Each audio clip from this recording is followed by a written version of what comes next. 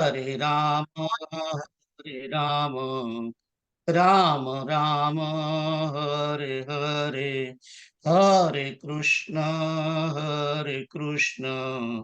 કૃષ્ણ કૃષ્ણ હરે હરણમ ભવદેશિક મે ભવ શંકર દેશિક મે શરણમ ગુરુ પુંગવ પુંગવ કેતન તે સમતામયતામ નહિ કોપી સુધી શરણાગત વત્સલ તત્વનિધે ભવ શંકર દેશિક મે શરણમ વિદિતાન મયા વિશદૈક કલા ન ચ કિંચન કાંચન મસ્તિ ગુરો ધૃતમેવ વિધેહિ કૃપામ સહજામ ભવ શંકર દેશિક મે શરણમ હરિ ઓમ વંદે દેવોમાપતિ સદગુરુ વંદે જગત કારણમ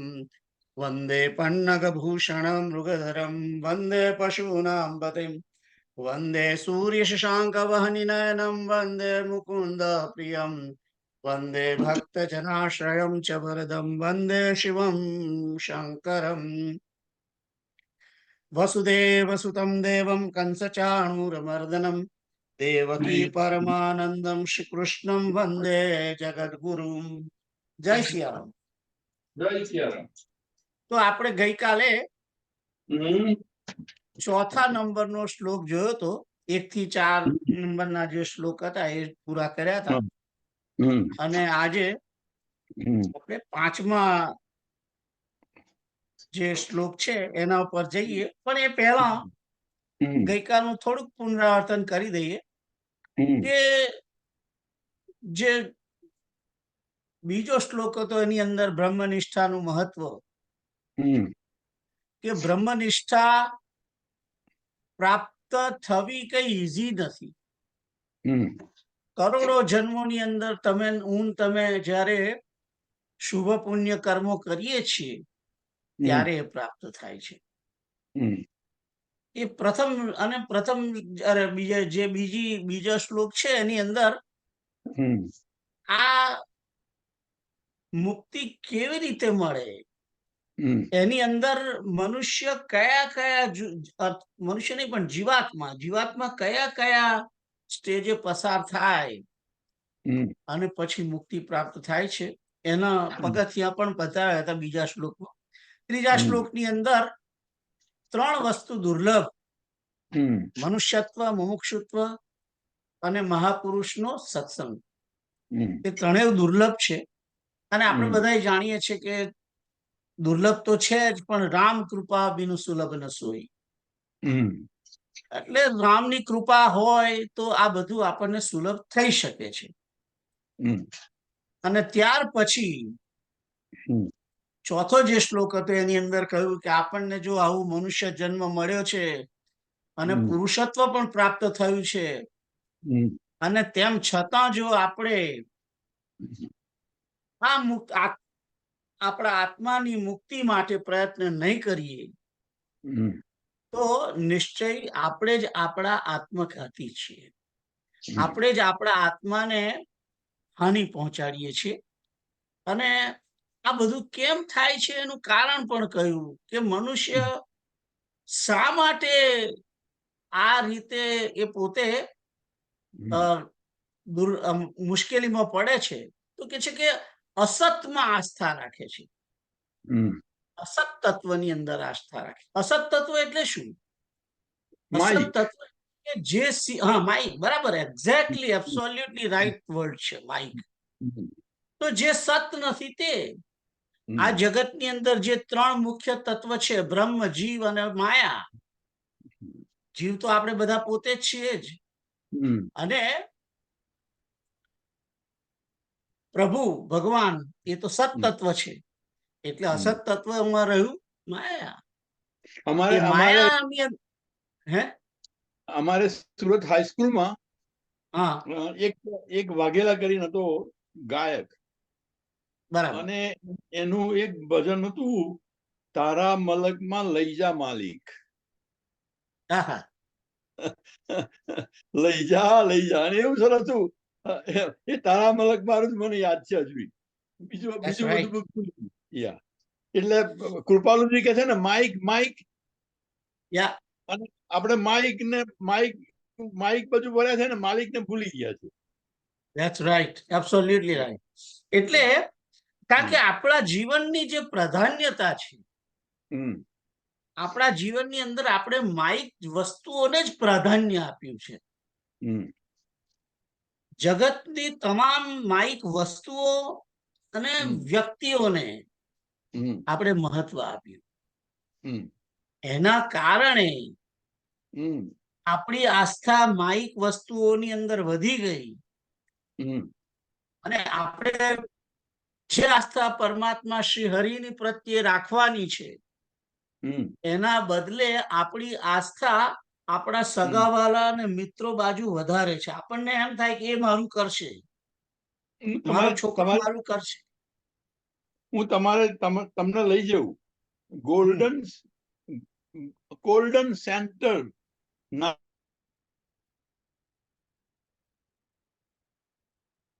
શું સંભળાતું નથી? સીતારામ, તમારો અવાજ આવતો નથી. તો હા, તમારો અવાજ આવ્યો જ નહીં. હજુ નથી આવ્યો? હવે આવ્યો. હા, તમે મને લાગે છે ગયા હતા ત્યાં આગળ. રમેશભાઈ ઓઝાની ભાગવતની કથા હતી. ઓ યા, ક્વીન્સ ની અંદર. હા, ગોલ્ડન સેન્ટર કે કશું કતું નામ. ક્વીન્સ કોલેજની નું જે સ્ટેડિયમ હતું એમાં હતું. એમાં એમણે ચોપાઈ લીધી હતી ખગપતિ રામ કથા મેં બરની સ્વમતિ વિલાસ ત્રાસતુ ખરની. ખગપતિ મેં રામ કથા બરની સ્વમતિ વિલાસ ત્રાસતુ ખરની બીરતી વિવેક ભગતિ તદકરણી રામ કથા બહુ સુંદર તરણી. તો સ્વમતિ વિલાસ એટલે આપણે જે બોલી ગયા એ. That's right. આપણી બુદ્ધિનો વિલાસ. આપણી બુદ્ધિ એમ જ કે છે કે ડોક્ટર મને બચાવશે. માઇકતા પીરિયડ. માઇકતા. પેલા જગદીશ અંકલ પધાર્યા છે. જય સિયારામ. અને એમને કહું, વિનંતી કરું કે તમારું માઇક ખોલો, તમારું જે માઇક બંધ છે. તો સીતારામ, તો અહીં આગળ એમ કે છે કે આપણી જે માયાની વસ્તુઓ, વ્યક્તિઓ પ્રત્યે આપણી આસ્થા છે, એટલી જ એના કરતા થોડીક જ વધારે આસ્થા જો પરમાત્મા પ્રત્યે રાખીએ તો બેડો પાર થઈ જાય એવું છે. જયારે કઈક નાની કઈક મુશ્કેલીઓ આવે છે, આપણે છોકરાને યાદ કરીએ, વહુને યાદ કરીએ, કે પત્નીને યાદ કરીએ, કે ભાઈના છોકરાને યાદ કરીએ, કાકાને યાદ કરીએ, ડોક્ટરને યાદ કરીએ, રાઈટ, બેંકના મેનેજરને યાદ કરીએ, પણ એ સમયે શ્રી હરિનું શરણું લેવાનું ભૂલી જઈએ છીએ. અને આ જરૂરી છે, કારણ કે રામચરિત માનસમાં કહ્યું ભગવાન રામજીએ પોતે, મોર દાસ કહાઈ કર નર આશા કહું તો કહા વિશ્વાસા. એ કહ્યું છે, ભગવાને જ કહ્યું છે કે મારો દાસ ખવડાવે છે, અને જો નરની આશા રાખતો હોય તો પછી કે છે કે એનો વિશ્વાસ કેટલો છે. અને જે રીતે બાપુએ કથામાં કહે છે કે વિશ્વાસ એ જ ભજન છે. વિશ્વાસ એ જ ભજન છે. તો હા, 45 અને 46 દોહાની વચ્ચે છે આ ચોપાઈ. મોર દાસ કહાઈ નર આશા કરઈ તો કહું કહા વિશ્વાસા. એટલે નાની નાની બાબતમાં હવે ભગવાનને જ મહત્વ આપવાની જરૂર છે, પરમાત્માને જ કહેવાની વસ્તુ છે. આપણી જે કઈ મુશ્કેલીઓ છે એ મુશ્કેલીઓ પહેલી ભગવાનને કહેવાની અને પછી તમારાથી થાય એ કાર્ય કરવું, તમારે પોતાનો પ્રયત્ન કરવો, બસ. પણ સંસારની વ્યક્તિઓ આપણું કામ કરશે એવી આશા નહીં રાખવી કોઈ દિવસ. આપણે આપણું પ્રયત્ન કરી દીધો અને બસ કામ પૂરું થયું. એટલે અને બાપુ પણ કહે છે કે તમે પુરુષાર્થ કરો અને પછી પ્રતીક્ષા કરો. રાઈટ? પહેલા પુરુષાર્થ કરો અને પછી પ્રતીક્ષા કરો. ના, પુરુષાર્થ કરવાનો અને પછી પુકાર કરવાનો. એટલે પોકાર એ જ પુરુષાર્થ. ના, બાપુ કહે છે કે પુરુષાર્થ, પુકાર અને પ્રતીક્ષા. ચાલો એમ રાખો, પણ હું તો એમ કહીશ કે પહેલો પુકાર કરો, પછી પુરુષાર્થ કરો અને પછી પ્રતીક્ષા કરો. પણ પુકાર તો થવો જોઈએ પરમાત્મા શ્રી હરિને, શ્રી કૃષ્ણને. તો આજે આપણે જે વાત અત્યાર સુધી કરી એ 1 થી 4 શ્લોક જે ગઈકાલે આપણે કર્યા એના બાબતમાં તો 5મા શ્લોક પર ઉર્વશી પાસે છે કે વિવેક ચૂડામણી મેં મૂક્યું છે. તમે મૂક્યું છે, મેં જોયું. હા, રાઈટ, મેં મૂક્યું છે. યા તો કે છે કે ઇતઃ કો ન્વસ્તિ મૂઢાત્મા યસ્તુ સ્વાર્થે પ્રમાદ્યતિ દુર્લભમ માનુષમ દેહ પ્રાપ્ય તત્રાપી પૌરુષમ. તો એવું લાગે છે, તો ટ્રાન્સલેશન શું લખ્યું છે? दुर्लभ मनुष्य देह और उसमें भी पुरुषत्व को पाकर जो स्वार्थ साधन में प्रमाद करता है उससे अधिक मूढ़ कौन होगा. तो थोड़ो आ जे श्लोक 5मो છે એ ઓલમોસ્ટ અડધો શ્લોક જે ચોથાનો છે, ચોથો જે શ્લોક આપણો હતો, ન યતેત સ્વાત્મ મુક્તો ન યતેત મૂઢધિ, કે છે કે જે પોતાના આત્માને મુક્ત કરવા માટે પ્રયત્ન નથી કરતો, ન યતેત, એ મૂઢ બુદ્ધિ છે. એ ગઈ વખતે કહ્યું તું જ. અને કે છે સહી આત્મહા, એ આત્મઘાતી છે. સ્વમ વિનિહંતી અસદગ્રહાત. અને એ કહે છે કે અસતમાં આસ્થા રાખવાને કારણે. તો અહીં આગળ જે વાત કરી છે કે મનુષ્ય દુર્લભ દેહ મળ્યો હોય આપણને બધાને, રાઈટ? દુર્લભમ માનુષમ દેહમ પ્રાપ્ય, બીજી લીટીમાં છે, તત્ર અપી પૌરુષમ, અને પૌરુષ પણ પ્રાપ્ત થયું છે, પુરુષત્વ પણ પ્રાપ્ત થયું છે. અને આટલું થયા પછી પણ જો સ્વાર્થ સાધનમાં પ્રમાદ કરે છે, અહીં આગળ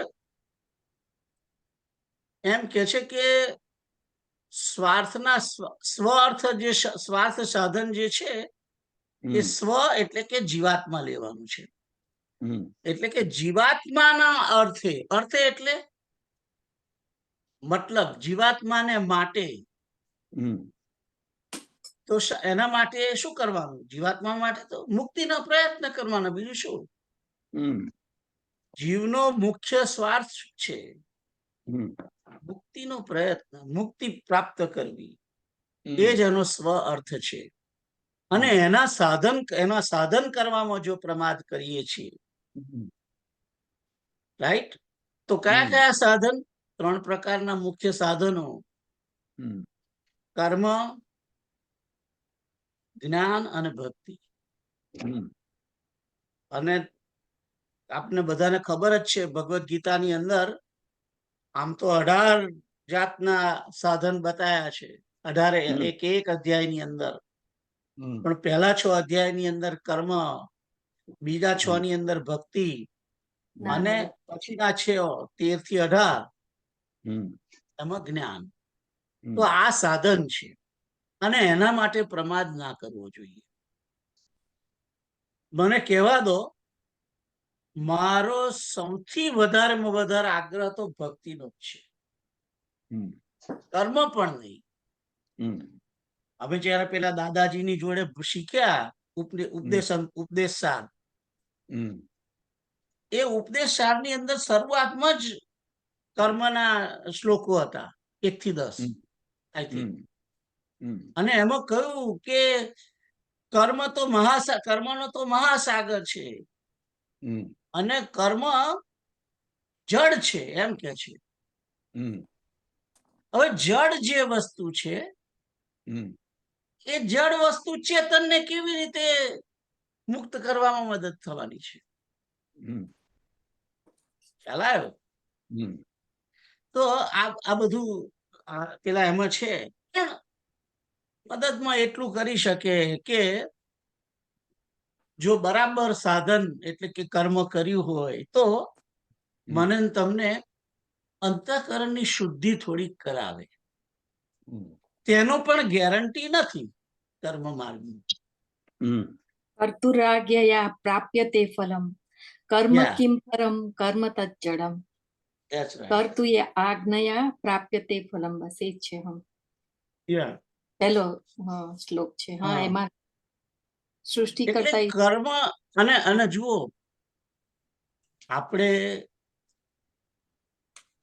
આપણને તો ખબર જ છે કે આ દેહ મૃત્યુ પામે છે કારણ કે દેહ જડ છે. આમાં તો એવું કે છે કે કર્મ જડ છે. યા જડ જ છે. કર્મ જડ જ છે અને કર્મ પણ મૃત્યુ પામે છે. કર્મ અવિનાશી નથી. કર્મ મૃત્યુ પામે છે. કર્મ કેવી રીતે મૃત્યુ પામે છે?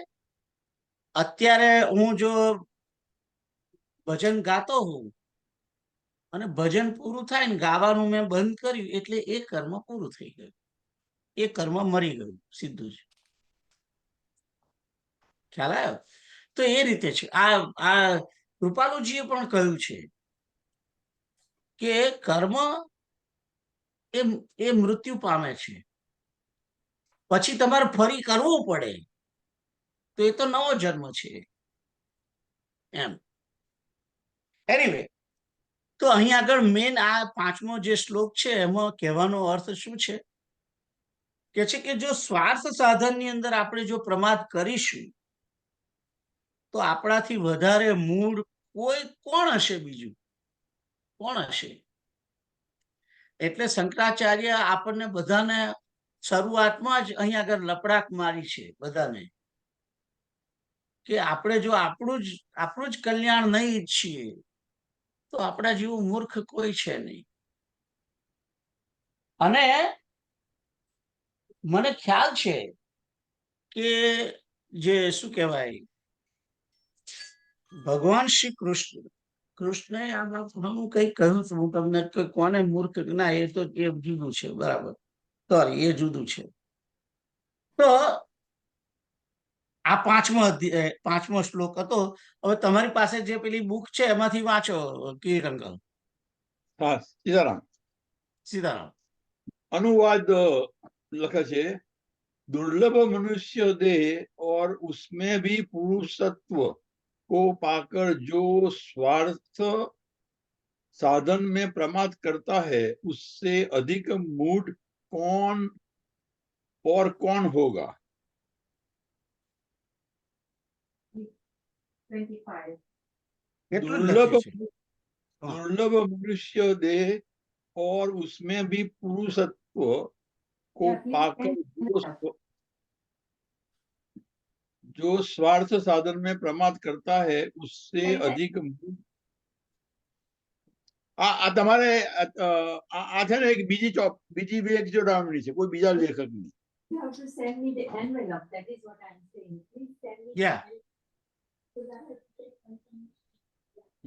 ઓકે, પછી આગળ છે બીજું.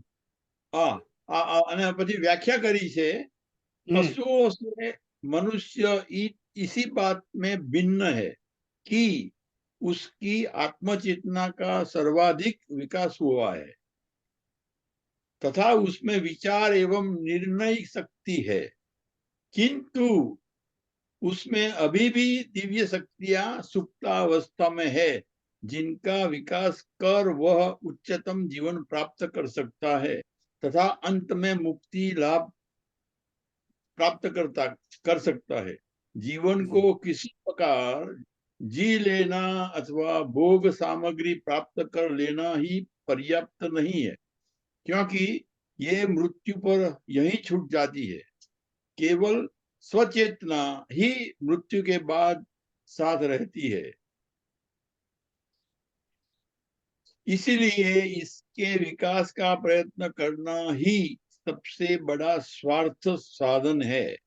यह साधना इस मनुष्य जीवन में ही संभव है। इसीलिए जो मनुष्य इस जीवन में इस साधन की उपेक्षा करता है वह मूढ़ ही है। એટલે આપણને પ્રાણીઓથી થોડા ઉપર બતાયા છે, થોડાક જ ઉપર છે. હા, યા બસ. તો આ તો પાંચમો શ્લોક. હમ આગળ છઠ્ઠો શ્લોક જોઈએ. વદંતુ શાસ્ત્રાણિ યજંતુ દેવાન કુર્વંતુ કર્માણિ ભજંતુ દેવતાઃ આત્મૈક્ય બોધેન વિના વિમુક્તિર ન સિદ્ધ્યતિ બ્રહ્મ શતાંતરેપી. તો પેલા આંટી તમે બોલો, વાંચો. આ જે નીચે ટ્રાન્સલેશન છે વાંચો. भले ही कोई शास्त्रों की व्याख्या करे, देवताओं का यजन करे, नाना शुभ कर्म करे अथवा देवताओं को भजे, तथापि जब तक ब्रह्म और आत्मा की एकता का बोध नहीं होता तब तक 100 ब्रह्माओं के बीत जाने पर भी अर्थात 100 कल्प में भी मुक्ति नहीं हो सकती. સીતા. તો અહીં આગળ એમ કે છે કે વદંતુ શાસ્ત્રાણી. વદંતુ શાસ્ત્રાણી લખ્યું છે, એનો લિટરલી અર્થ શું થાય ખબર છે? શાસ્ત્ર સમજો. વદંતુ એટલે કે બોલવું. બોલ્યા કરે શાસ્ત્ર, જેમ હું બોલ્યા કરું છું. એમ કે છે કે એનાથી મુક્તિ થવાની નથી. અને ઉપનિષદ પણ કે છે નાયમાત્મા પ્રવચંતુ લભ્યેન. સાંભળ્યું છે ને? હે, આચરણની વાત કરે છે. હા, આચરણ કરો તો બરાબર છે, તો સરસ છે, પણ એની બી આગળ આવે છે, એનું પણ આવે છે. જુઓ, હમણાં જોઈએ. તો શાસ્ત્રની વ્યાખ્યા કરવાથી મુક્તિ નહીં થાય. પછી આગળ શું કે છે? દેવતાઓ કા યજન કરે, યજંતુ દેવા. હવે અહીંયા આગળ યજંતુ દેવાનો અર્થ એવું નથી જાણવાનું કે રામનું યજન ના કરે, કૃષ્ણનું યજન ના કરે, નારાયણનું યજન ના કરે, એની વાત નથી. આ શબ્દ દેવતા છે, અને દેવતા જે છે એ 84 લાખ યોનિઓ જે છે એમાંની એક પ્રકાર, એમાં પણ એક, જેમ આપણે મનુષ્ય જાતિ છે એમ દેવ પણ જાતિ છે. અને હું તમને કહું કે ક્યાં છે દેવ? એ જાતિ છે, એ સૃષ્ટિ છે, દેવ સૃષ્ટિ છે. એ સૃષ્ટિ જે છે એ સૃષ્ટિ ની અંદર આવે છે. એટલે એ કોઈ વસ્તુ, એ કઈ ભગવાન નથી, એ રીતે નથી ગણવાનું એને. ખ્યાલ આવ્યો? કારણ કે જ્યારે ભગવાન શું કહેવાય, જે ભગવાન નારાયણ બ્રહ્માજીએ જે સૃષ્ટિઓ ઉત્પન્ન કરી છે એની અંદર આઈ થિંક 10 નંબરની જે સૃષ્ટિ છે, એ 10 નંબરની સૃષ્ટિ એ આ દેવતાઓની છે એવું એવું મને ખ્યાલ છે. હું તમને કહું કઈ જગ્યાએ છે, બતાવું તમને. હા, અનેક પ્રકારની સૃષ્ટિઓનું વર્ણન ત્રીજા સ્કંદની અંદર જ છે. અને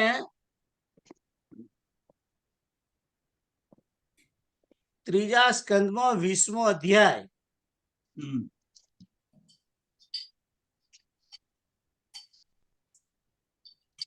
અને એ 20મા અધ્યાયની અંદર જ આ બધું છે.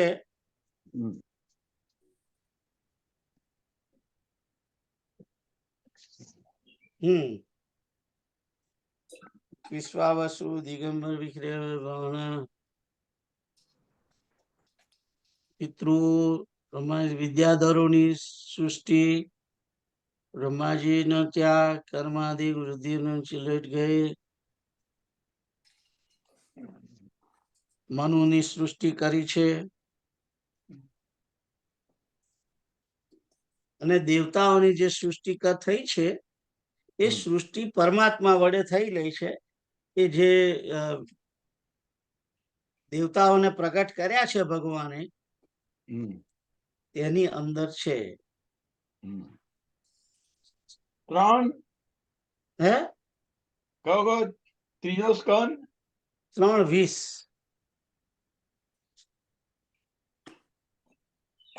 3:20 ની અંદર છે. પણ જે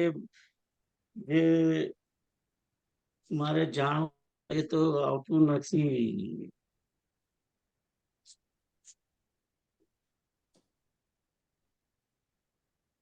એટલે એની અંદર આ સિરીઝમાં કિન્નર ને ગંધર્વ બી આવે, રાઈટ?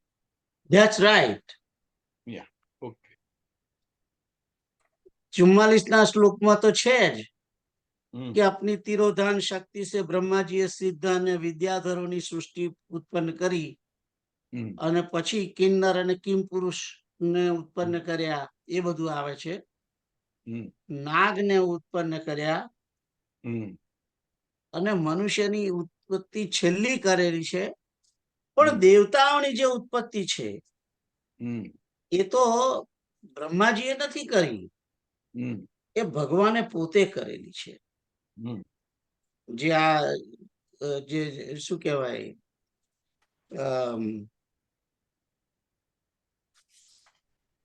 શરૂઆતમાં જે બતાવ્યું છે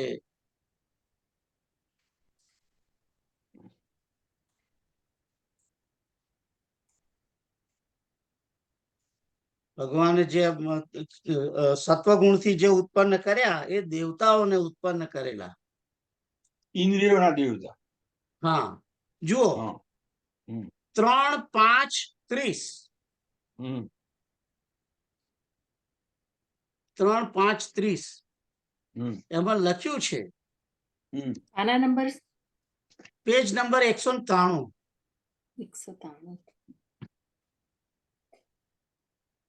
तेजस अहंकार से ज्ञानेन्द्रिया कर्मेंद्रिया हुई, तामस अहंकार से सूक्ष्म भूतों का कारण शब्द तन्मात्र हुआ और उससे दृष्टांत रूप से बोध कराने वाला आकाश उत्पन्न हुआ.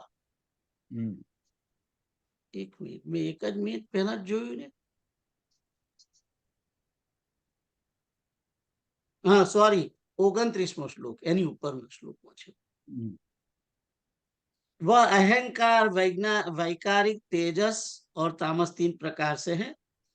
अतः अहंकार अहं तत्व में विकार होने पर वैकारिक अहंकार से मन और जिससे ज्ञान होता है वे इंद्रियों के अधिष्ठाता देवता हुए. ख्याल आयो?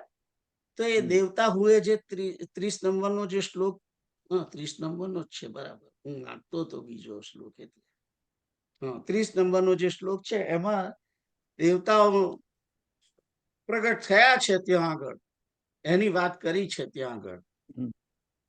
ખ્યાલ આવ્યો? તો દેવતાઓ જે છે એક સૃષ્ટિ છે, દૈવ સૃષ્ટિ, દૈવિક સૃષ્ટિ.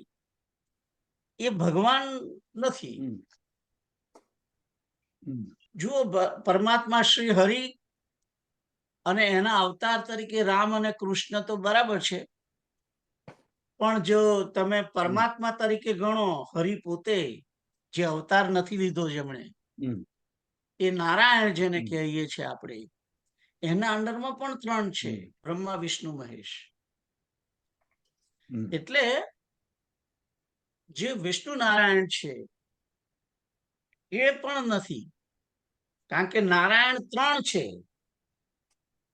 કારણાર્ણવશાહી નારાયણ, ગર્ભોદશાહી નારાયણ અને ક્ષીરસાગરના નારાયણ.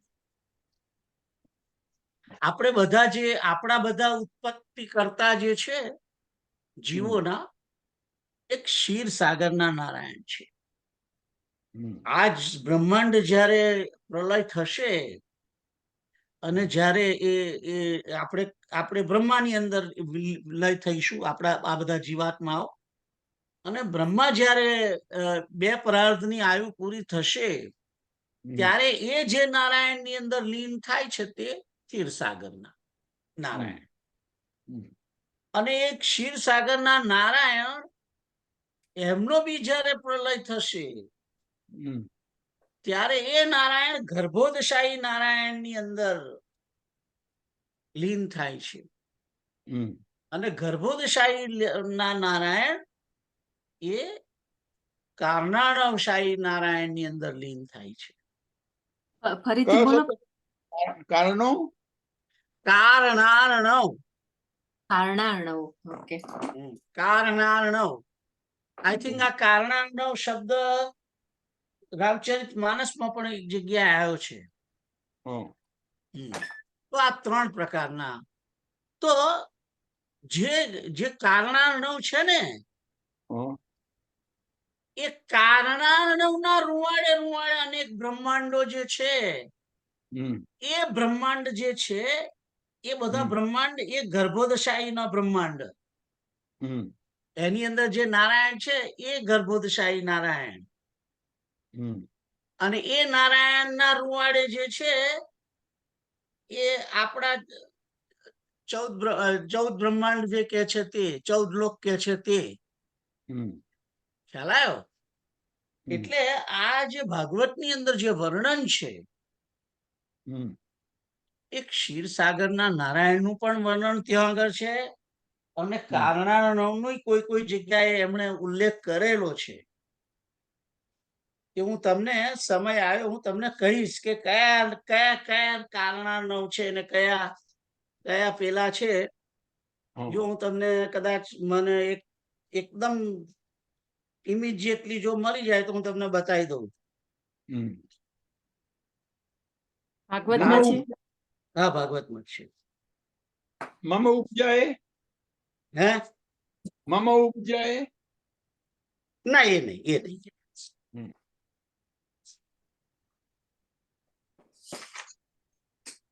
જ્યાં વિરાટ સ્વરૂપની વિરાટ પુરુષ જ્યારે પ્રગટ થાય છે,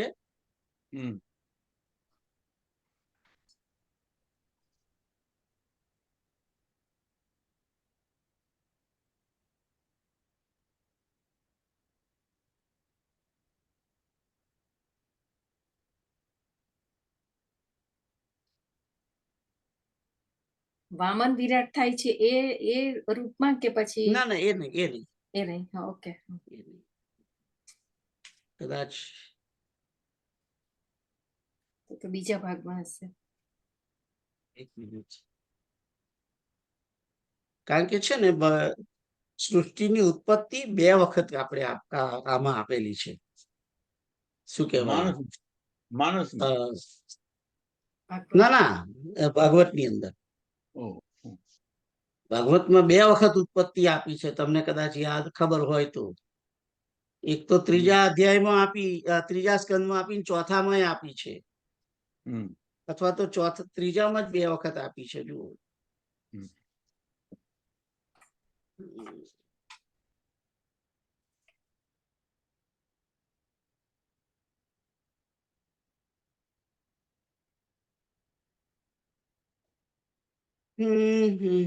હું અત્યારે મને દેખાતું નથી, પણ હું તમને બતાવીશ. I will give you. 10મા અધ્યાયમાં 10 પ્રકારની સૃષ્ટિનું વર્ણન કર્યું છે.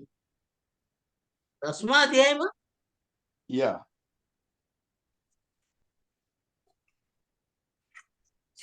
એ છે, બરાબર છે. અને 8મા અધ્યાયમાં લખ્યું છે કે બ્રહ્માજીની ઉત્પત્તિ, અને 6ઠા અધ્યાયમાં લખ્યું છે વિરાટ શરીર કી ઉત્પત્તિ, અને વિદુર અને મૈત્રીય સંવાદમાં સૃષ્ટિક્રમ વર્ણન કર્યું છે. 186મું પાન. હું ઇન્ડેક્સ જોઉં છું. આ ઇન્ડેક્સમાં છે. 219મું પાનું, 217મું પાનું એ રીતે છે.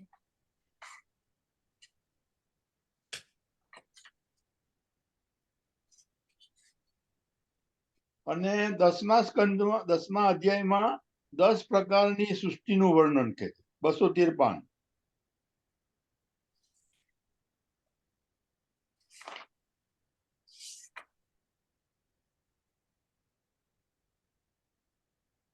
ચાલો, મને I have to find out that. પણ છે, મેં પોતે વાંચ્યું છે, એટલે that's the reason I am remembering. પણ I will show you. I will show you one day.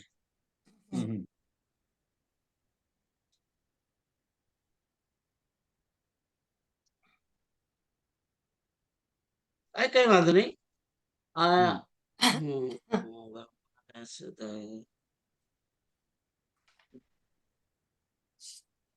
હું તમને ફરી બતાવીશ. I will show you. તમે મને યાદ કરાવજો કે આ તમે અમને બતાવો. તો દેવતાઓનું જે યજન કરવાની વાત છે, એની અંદર ઇન્દ્ર છે, અગ્નિ છે, વાયુ છે, એ બધાની વાત કરી છે. અને પછી કહે છે કે નાના શુભ કર્મ કરે, સારા કાર્યો કરે. શુભ કર્મની અંદર બધા જ જગતના કલ્યાણને માટે જે કઈ કર્મ કરવામાં આવે છે, એ બધા શુભ કર્મ. એ તમે યજ્ઞ કરો, કે વાવડી બંધાવો, કે પરબ બંધાવો, કે કોઈ હોસ્પિટલની અંદર દાન કરો, હોસ્પિટલ બંધાવો, મંદિર બંધાવો, એ જગતનું કલ્યાણ કરવા વાળા કર્મ એ કરો. અથવા તો દેવતાઓને ભજો, દેવતાઓનું ભજન કરો. અને જો ત્યાં સુધી આગળ, એનાથી બી આગળ ગયા પછી કહે છે કે તથાપી આટલું કરવા છતાં પણ જ્યાં સુધી બ્રહ્મ और आत्मा की एकता का बोध नहीं होता तब तक 100 ब्रह्माओं के बीत जाने पर भी मुक्ति नहीं हो सकती. तो બ્રહ્મ અને આત્માની એકતા આપણે જરી કૂદકો માર્યો, પણ આપણે હજુ એ શ્લોક વાંચ્યો જ નથી. વાંચ્યો? 6ઠ્ઠો શ્લોક વાંચ્યો?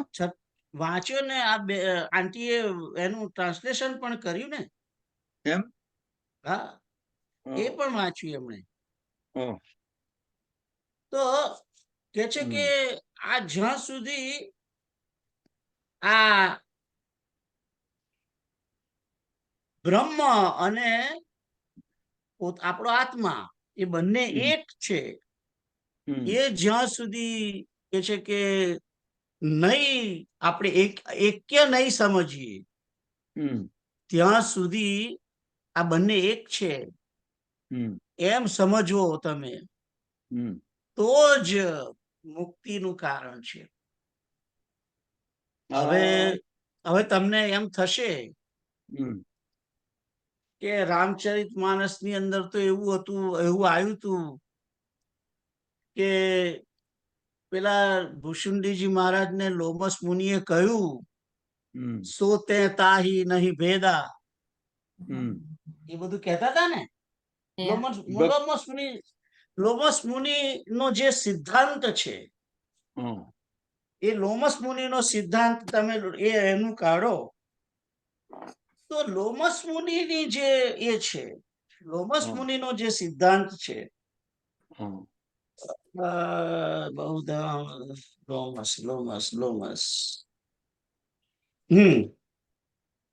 તો લોમસ મુનિ શું કે છે?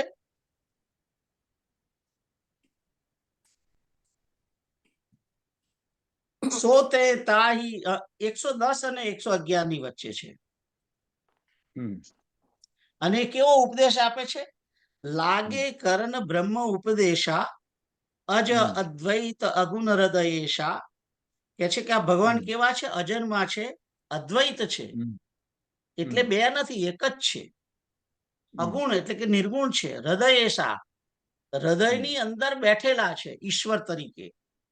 અકલ, જણાય નહીં તેવા છે. અનિલ, ઈચ્છા વગરના છે. અનામ, એમનું કોઈ નામ નથી. રામ, કૃષ્ણ, વિષ્ણુ, નારાયણ એ નથી. અરૂપા, એમનું કોઈ રૂપ પણ નથી. કે ભાઈ પીળું પિતાંબર પહેર્યું હોય અને માથે મુગટ ને એની ઉપર મોરપીંછ હોય અને અધર્મ મુરલી હોય અને રામજી હોય તો કે ધનુષ બાણ ધારણ કર્યા છે, એવું રૂપ પણ નથી. અને પછી કે છે અનુભવ ગમ્ય, પણ એ અનુભવ ગમ્ય છે, અનુભવથી જાણવામાં આવે. અખંડ છે, અનુપા છે. મન ગોતીત, મન વડે જાણી શકાય તેવા નથી. અમલ એટલે કે વિશુદ્ધ છે. અવિનાશી છે એટલે કે જેનો વિનાશ ના થાય. નિર્વિકાર છે, કોઈ વિકાર નથી. નિરવધિ એટલે એમને કોઈ ઉપાધિ નથી. સુખ રાશિ, આનંદની રાશિ છે. અને પછી કે છે સો તે અને તું. સો એટલે કે તે, એ પરમાત્મા, અને તે એટલે કે ગરુડ, એમ પોતે. તે તાહી તોહી નહીં ભેદા. તારામાં ને એમનામાં કોઈ ભેદ નથી. બારી બીચી, બારી એટલે કે જળ, અને બીચી એટલે કે પેલી છાંટા ઉડે બિંદુ એમાંથી, એનું એક બિંદુ. એ બે ની વચ્ચે જેટલો ભેદ છે એટલો જ ભેદ ગાવહી ભેદા. જળ અને જળનું બિંદુ, એની અંદર કોઈ ભેદ નથી. વિવિધ ભાંતિ મોહી મુનિ સમજાવા, નિર્ગુણ મત મમ હૃદય ન આવા. આ નિર્ગુણ મત એમણે સમજાયો, પણ એ જે છે એ મુક્તિ માટેનું છે.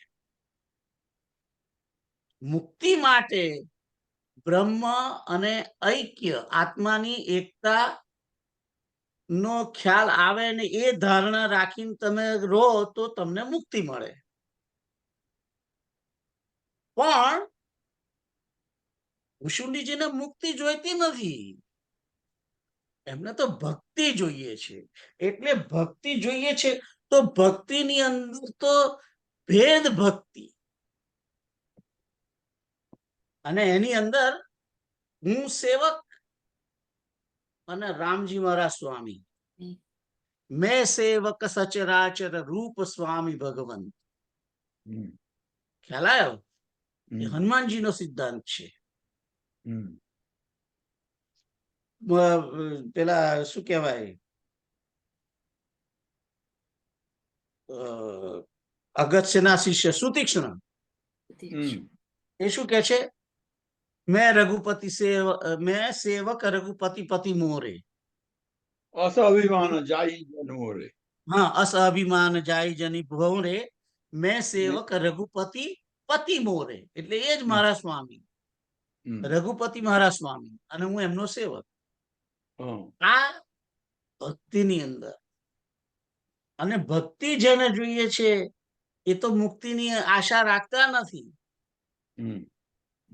એટલે જે ભક્તિ પ્રધાન છે એના માટે એવું છે કે એ ભક્તિ પ્રધાન હોય, એ મુક્તિમાંની આશા રાખે નહીં, એને મુક્તિ જોઈતી ના હોય. એટલે એ લોમસનો જે નિર્ગુણ મત છે, આ બ્રહ્મ અને આત્માની એકતા, એ પક્ષમાં જાય નહીં, એને ફોલો ના કરે. ખ્યાલ આવ્યો? હરિના જન તો મુક્તિ ન માગે, માગે જન્મો જન્મ અવતાર. એટલે આત્માની મુક્તિ માટે જો આપણે એ કરવું હોય તો હું અને પરમાત્મા મારી અંદર જે વિરાજે છે એ જ આ જગતની અંદર વિરાજે છે. એ રીતે. અને જ્યારે ભક્તિની અંદર હોય છે ત્યારે કે મારી અંદર જે પરમાત્મા મારો સ્વામી બેઠો છે એ જ મારો સ્વામી કિરીટ અંકલના હૃદયમાં પણ બેઠો છે અને ઉર્વશી આંટીના હૃદયમાં પણ બેઠો છે, એમ સમજવાનું છે. એટલે અહીં આગળ આ જે વિવેક ચૂડામણીનો જે મેઇન પોઈન્ટ છે એ મુક્તિના માટેનો છે. મુક્તિ ના થઈ શકે, 100 બ્રહ્માઓ વીતવા છતાં પણ મુક્તિ નથી થઈ શકતી. આ એના ઉપર છે. તમને ખ્યાલ આવ્યો? સીતારામ. એટલે એનો અર્થ એમ થયો કે બાપુ કે છે કે તમારું સાધન કરવા માટે પ્રામાણિક દૂરીની જરૂર છે, બીજું કોઈ હોવું જોઈએ. That's right. Yeah. That's right. પરમાત્મા શ્રી હરિ એ મારા સ્વામી છે અને હું એમનો સેવક છું. આ જ્યારે કરે છે, આજ સિદ્ધાંતને લઈને જ્યારે તમે ભજન જ કર્યા કરો છો ત્યારે ભજન કરતી વખતે તમને જો મુક્તિ તમારા માટે સુલભ જ હોય છે. એ તો તમારા બહાર બારણે આવીને ઊભી હોય છે. તમે એમનો સ્વીકાર કરો તો ઠીક છે, ના કરો તો નહીં, કઈ જરૂર નથી. આપણે દશરથ રાજાનું વર્ણન કરીએ કે વિચારીએ તો જટાયુને કહ્યું તું રામજીએ કે આપણે જે કર્યું દશરથ રાજાને કહીશ નહીં કે મને વનવાસ થયો છે, એવું કશું કહ્યું તું. અને પછી કે છે કે જયારે એને કે છે કે તું ત્યાં જઈને ઉપર જઈને કહેતો નહીં કે મને રાવણ આ લઈ ગયો છે, સીતા જાનકીજીને લઈ ગયો છે, એવું તું ત્યાં ઉપર જઈને કહેતો નહીં મારા બાપાને. કે છે કે આ રાવણ ત્યાં આવશે ને એ એના મોડે કહેશે. મારી જાતે કહીશ. ના, મારી જાતે નહીં. અરણ્ય કાંડમાં છે ને. તો ના, એ તો અરણ્ય કાંડમાં છે. હા, ચોક્કસ એમ જ છે. પણ હું એમ કઉ છું કે જયારે રાવણ મર્યો ત્યારે દશરથ રાજા આયા અને બેજ ભક્તિ પામ્યા, એવું કશું છે. એ બરાબર છે, એ છે. બરાબર છે. પણ તમે જે કહ્યું એ કઈ જગ્યાએ છે હું તમને કહું. અરણ્યકાંડમાં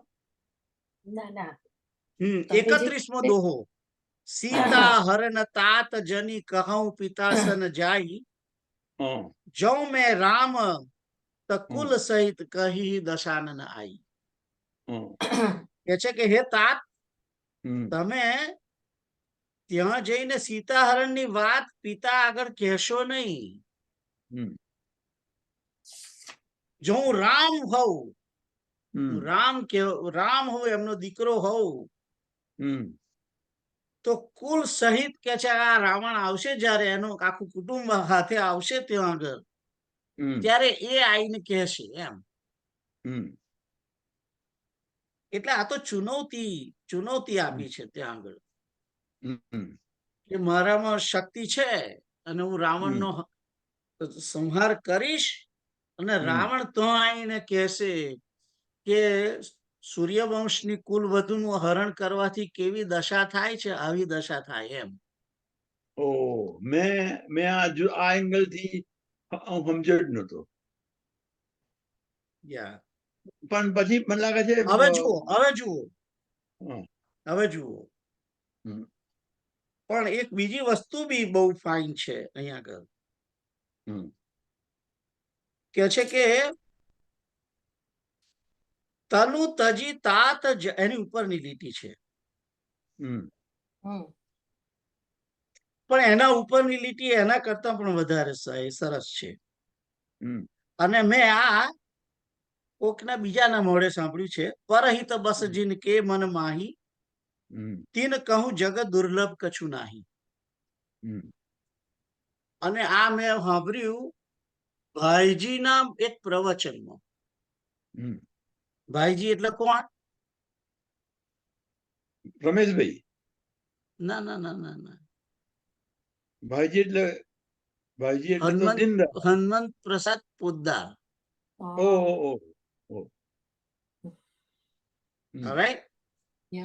એ બેની જોડી છે, ભાઈજી ને શ્રેષ્ઠજી. હા, ગોયંકા.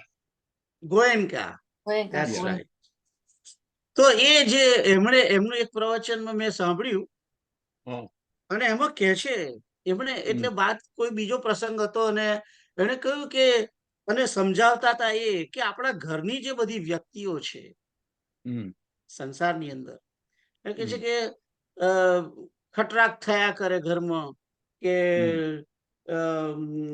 પતિ કંઈક બોલે, છોકરો કંઈક બોલે, કે છોકરાની વહુ કંઈક બોલે, અને ખટરાક થાય છે. આ બધું એના ઉપર એમણે કહ્યું કે છે કે તમે જીવનની અંદર આને લગતું નથી, પણ આ તો જસ્ટ પોઈન્ટ આ મેં જોઈ ચૌપાઈ એટલે હું તમને યાદ આવે છે, એટલે હું તમને પ્રસાદ આપું છું. એમનું મારું કહેલું નથી. તેમણે એવું કહ્યું કે તમે આ બધા જે ઘરના વ્યક્તિઓ છે, ઘરની જે તમારા ઘરની અંદર કે તમારા કોન્ટેક્ટમાં જે કઈ સગા સંબંધીઓ છે, એને રામ સમજો, એને રામ સમજો. અને રામનું જેમ તમે હિત કરતા હો એવી રીતે કે તમે એમનું હિત કર્યા કરો. તમે હિતની આશા ના રાખશો, પણ તમે એમનું હિત કર્યા કરો. અને જે માણસ આ રીતે કે છે કે સેવા કર્યા કરે છે, બીજાનું હિત ઈચ્છા, મનની અંદર હિત ઈચ્છવાનું, મનની અંદર હા, કે છે કે મનની અંદર એ બધી જ વ્યક્તિઓ પ્રત્યે તમારે એનું હિત થાય એવું ઈચ્છા કરો. એનું કેમ હિત થાય આ રીતે જ તમે વિચાર્યા કરો કે મારા દીકરાની વહુનું કેમ હિત થાય, મારી વાઈફનું કેમ હિત થાય, મારા પતિનું કેમ હિત થાય, મારા ભાઈનું કેમ હિત થાય, મારા મિત્રનું કેમ હિત થાય. એમ બીજાનું હિત નો જે વિચાર કરે છે મનમાં, એના માટે કે છે કે આ જગતમાં કોઈ દુર્લભ વસ્તુ નથી. આ રામજી બોલ્યા છે, પરહિત બસ જિનકે મન માહી. બીજાનું હિત જેના મનની અંદર વસેલું છે, એના માટે આ જગતમાં કશી વસ્તુ દુર્લભ નથી. પરમાત્મા પણ દુર્લભ નથી. એમ આનો અર્થ એમણે કર્યો હતો. એટલે બને ત્યાં સુધી દરેકનું હિત ઈચ્છો કે આપણે કોઈનું અહિત કરવું નથી. મનની અંદર તો રાખવું જ નથી. મનની અંદર કોઈના પ્રત્યે અહિત ભાવ નહીં રાખવો. ભલે ને આપણું 100 વખત બગાડી ગયો હોય તોય નહીં, એક વખત એને ખ્યાલ આવશે કે ના, આ માણસ આવું ના કરે પણ નહીં, વિચારે પણ નહીં. એટલે રામજી અને રામજીનો જે સિદ્ધાંત છે, રામના ગુણો વિશે દશરથ બોલ્યા અયોધ્યાકાંડની અંદર કે છે કે દુશ્મન જેની કે છે કે પ્રશંસા કરે છે, દુશ્મન જેની પ્રશંસા કરે એને તારું શું બગાડ્યું હોય તો તું એને મનમાં મોકલસ. દુશ્મન પણ કે છે કે નું પણ અહિત ના કરે, એવો મારો રામ છે, એવો રામ છે. એમ એ રીતે વાત કરે છે. અને એ આમ ક્યાં આગળ છે હું તમને કહું, હા, જા 32મો અયોધ્યા કાંડ ની અંદર 32ની ઉપરની ચોપાઈ છે. જાસુ સ્વભાવ અરિહિ અનુકૂલા સો કેવી કરીહિ માતુ પ્રતિકૂલા. જેનો સ્વભાવ શત્રુઓને પણ અનુકૂળ છે, શત્રુ માટે પણ પ્રતિકૂળ નથી. એ કેવી રીતે માનું અહિત, માનું પ્રતિકૂળ થવાનું છે, કેવી રીતે કરે? તો આ તો બીજા રસ્તે ચડી ગયા. પણ મેન હું તમને કહેતો કે તનુ તજી તાત જાહુ મમ ધામા દેહુ કાહ તુમ એક પૂરન કામા. તો અહીં આગળ ભગવાન રામ તો એમને પોતાના સાકેત ધામમાં મોકલવા માંગે છે. સાકેત ધામમાં મોકલવા કે આ શરીર છોડીને તમે અને મારા ધામમાં જાઓ. પણ ગીત એવું માંગતા નથી. ગીત શું કે છે? 32 અરણ્યકાંડમાં, અબિરલ ભક્તિ માગી બર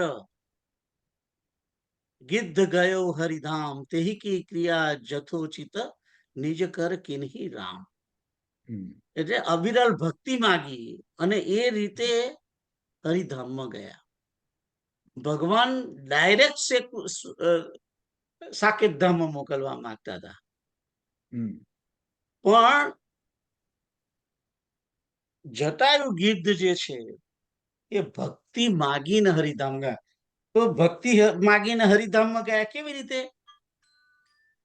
એટલે કે જે ભક્ત હોય છે એ ભજન કરવા માટે ભજન કરીને શ્વેત દ્વીપની અંદર જાય છે, શ્વેત દ્વીપમાં જાય છે અને ત્યાં રહીને ભજન કરે છે ભગવાનનું.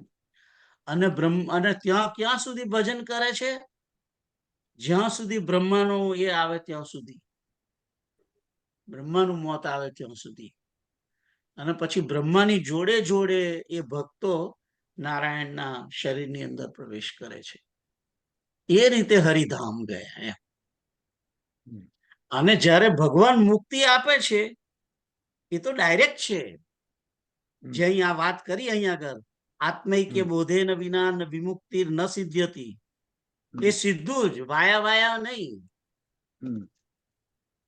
એ સીધું જ કે હું. પણ એમાં ભગવાનના ધામમાં નથી જવાનું. આ મુક્તિની અંદર, આ મુક્તિની અંદર આત્મા પરમાત્માની અંદર મળી જાય છે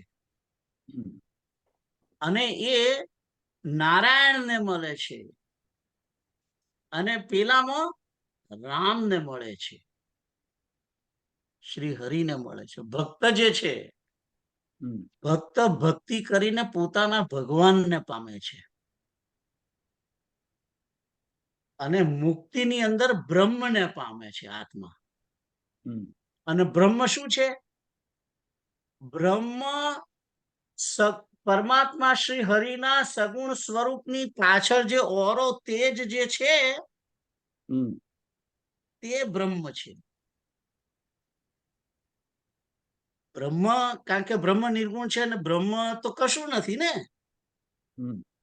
મેં તમને એક વખત પહેલા તમને યાદ હોય તો મેં તમને ત્રણેયમાં ડિફરન્સ કહ્યો હતો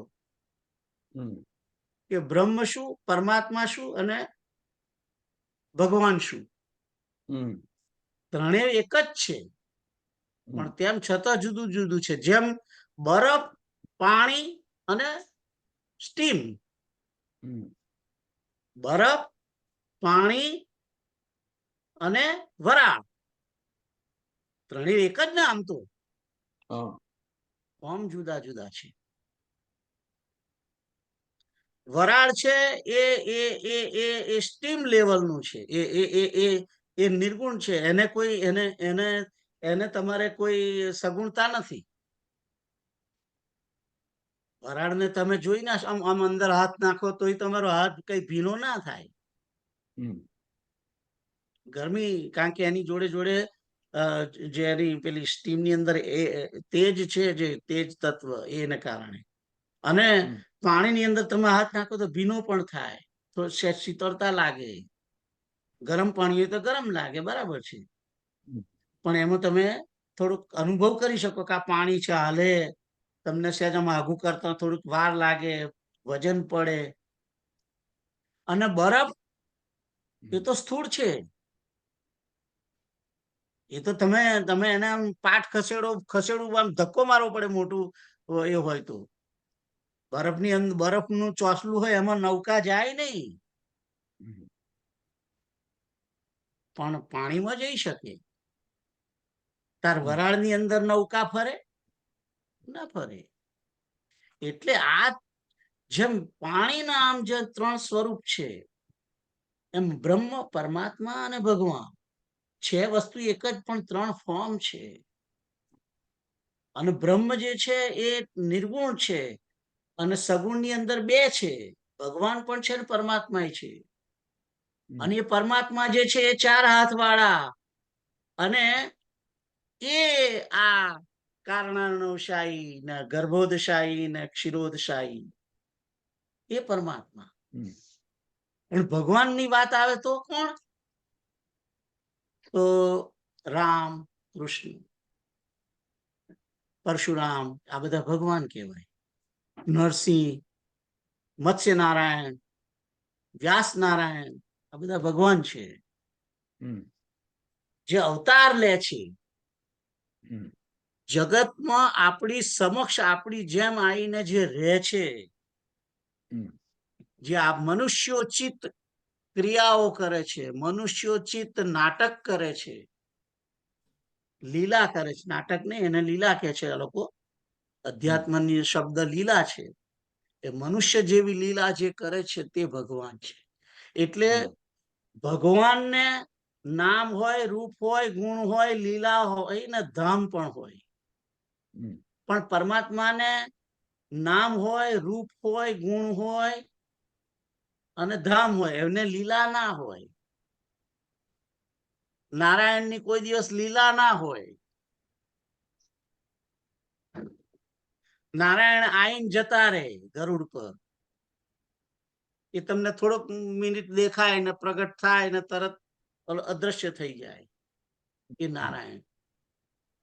પણ ભગવાન જે છે એ આપણી જોડે આવીને આપણી જોડે રહે, આપણા સગા બની શકે, આપણામાં જો ઉત્તમ વ્યક્તિત્વ હોય તો, એટલી ભક્તિ હોય તો.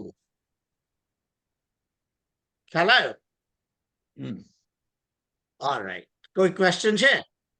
આ જોડકા ફરી પાકા કરાવો ને. બ્રહ્મ હરિ ને બ્રહ્મનું રહી ગયું નિર્ગુણ.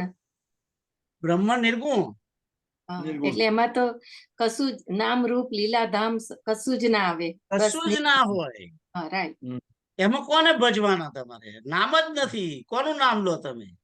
નિર્ગુણ છે, નિરાકાર છે. એને કહેવાય કે ચતુર્ભુજ નારાયણ ભગવાન કી જે, એવું ના કહેવાય. એ તો પ્રકાશ સ્વરૂપ, આનંદ સ્વરૂપ, એનું કોઈ તત્વ એ તમને દેખાય નહીં. એ તમને દેખાય નહીં. જયારે નારાયણ પ્રગટ થાય, ધ્રુવની સમક્ષ પ્રગટ થયા ચતુર્ભુજે, એ પેલો કોણ, ગજેન્દ્રની સમક્ષ, હાથીની સમક્ષ પ્રગટ થયા નારાયણ. અને તો ગમે ત્યાં પ્રગટ થાય એવું છે. પણ જે ભગવાન જેને આપણે કહીએ છીએ, કૃષ્ણ કે રામ, એ આ પરમાત્માથી પણ ઉપર છે. કીપ ઇન માઇન્ડ કે જે આ કારણાનો ગર્ભોદશાહી અને ક્ષીરોદશાહી એનાથી ઉપર છે રામ. એટલે તો જે રામચરિત માનસ ની અંદર જે ભાગવત છે, ઉત્તરકાંડ ની અંદર ભાગવત છે ને, એ ભાગવતના જે ચોપાઈઓ છે એની અંદર શું લખ્યું જુઓ, હું તમને બતાવું. 1 મિનિટ ચાલુ રાખો.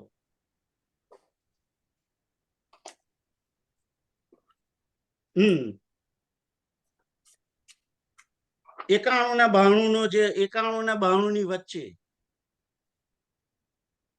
ઉત્તરકાંડમાં દોહા નંબર 91 અને 92 ની વચ્ચે.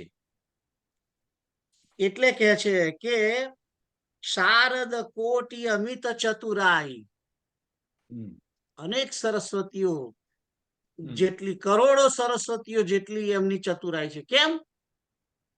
તો કરોડો સરસ્વતી કોણ? એ પેલા રૂવાડે જે દરેક બ્રહ્માંડમાં એની પોતાની સરસ્વતી હોય એ.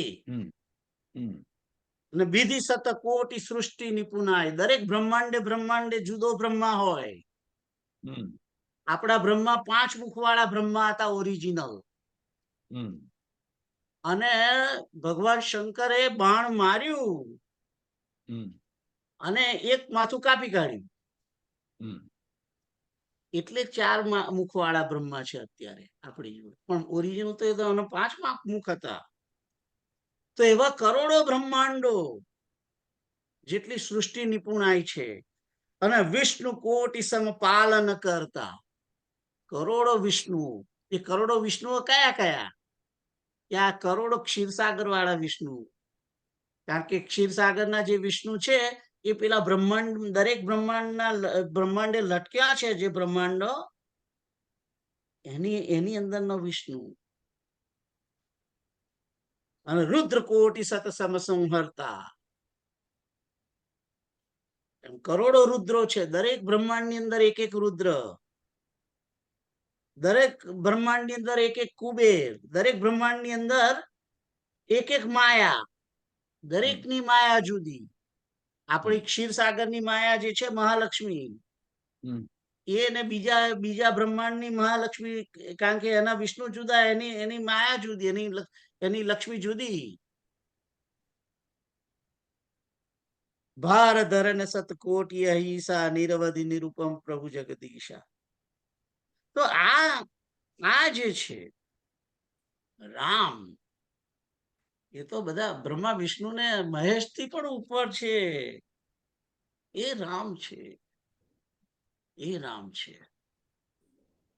અને એમનું ધામ અલગ છે, અલગ છે.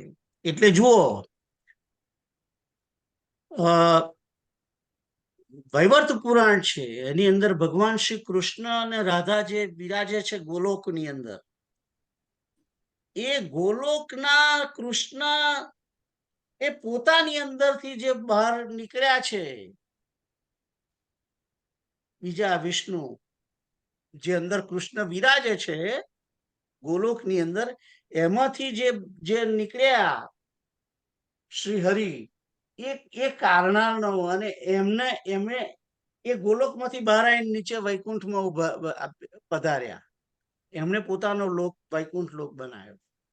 અને એ વૈકુંઠ લોકમાં જે બેઠા છે નારાયણ, એ કારણ, અને એના રૂવાડે પેલા ને એવી રીતે છે બધું. એનીવે, બહુ લાંબી વાત થઈ ગઈ, સોરી. ના સોરી નહીં. તો આ આત્માની એકતાનો બોધની જે વાત અહીં કરેલી છે, એ આત્માના એકતાની બોધ મુક્તિ માટે જરૂરી છે. અને એમાં સમજવું પડે મારે ને તમારે, એની અંદર કે મારી અંદર જે આત્મા છે એની અંદર પણ, મારી અંદર પણ એ પરમાત્મા નારાયણ રહેલો છે.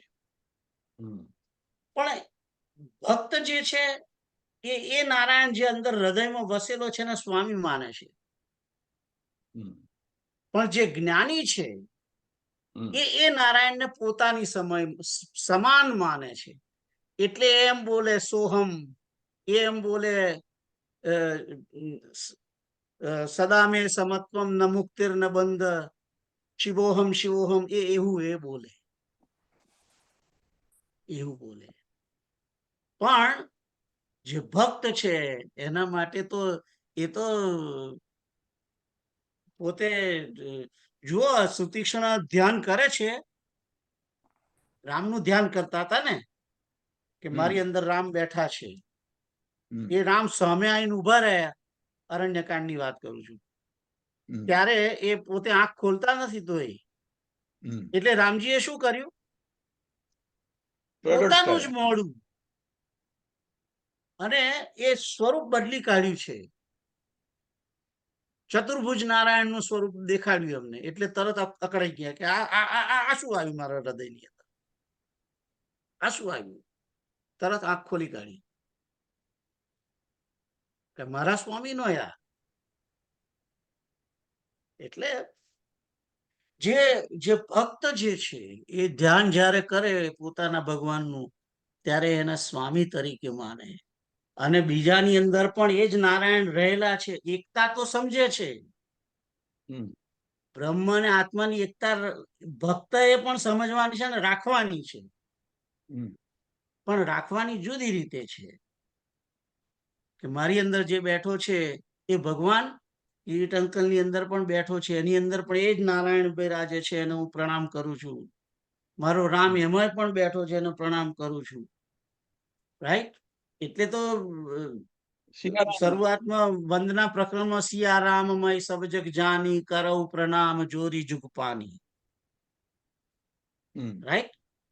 અને તો તુલસીને તો ખબર છે કે સિયારામ બધાની અંદર બેઠા છે, તો બધાની અંદર બેઠા છે તો એમનામ નથી બેઠા, એમનામાં બેઠા છે, એમનામાં બેઠા છે. અને એમનામાં પોતાની અંદર બેઠેલા ને એ પોતાના સ્વામી તરીકે જ ગણે છે, સ્વામી તરીકે ગણે છે. એને પોતે હું એ જ છું એવું સોહમ બોલતા નથી. એટલે આપણા જે શાસ્ત્રો છે એની અંદર જે મહાવાક્યો આયા છે,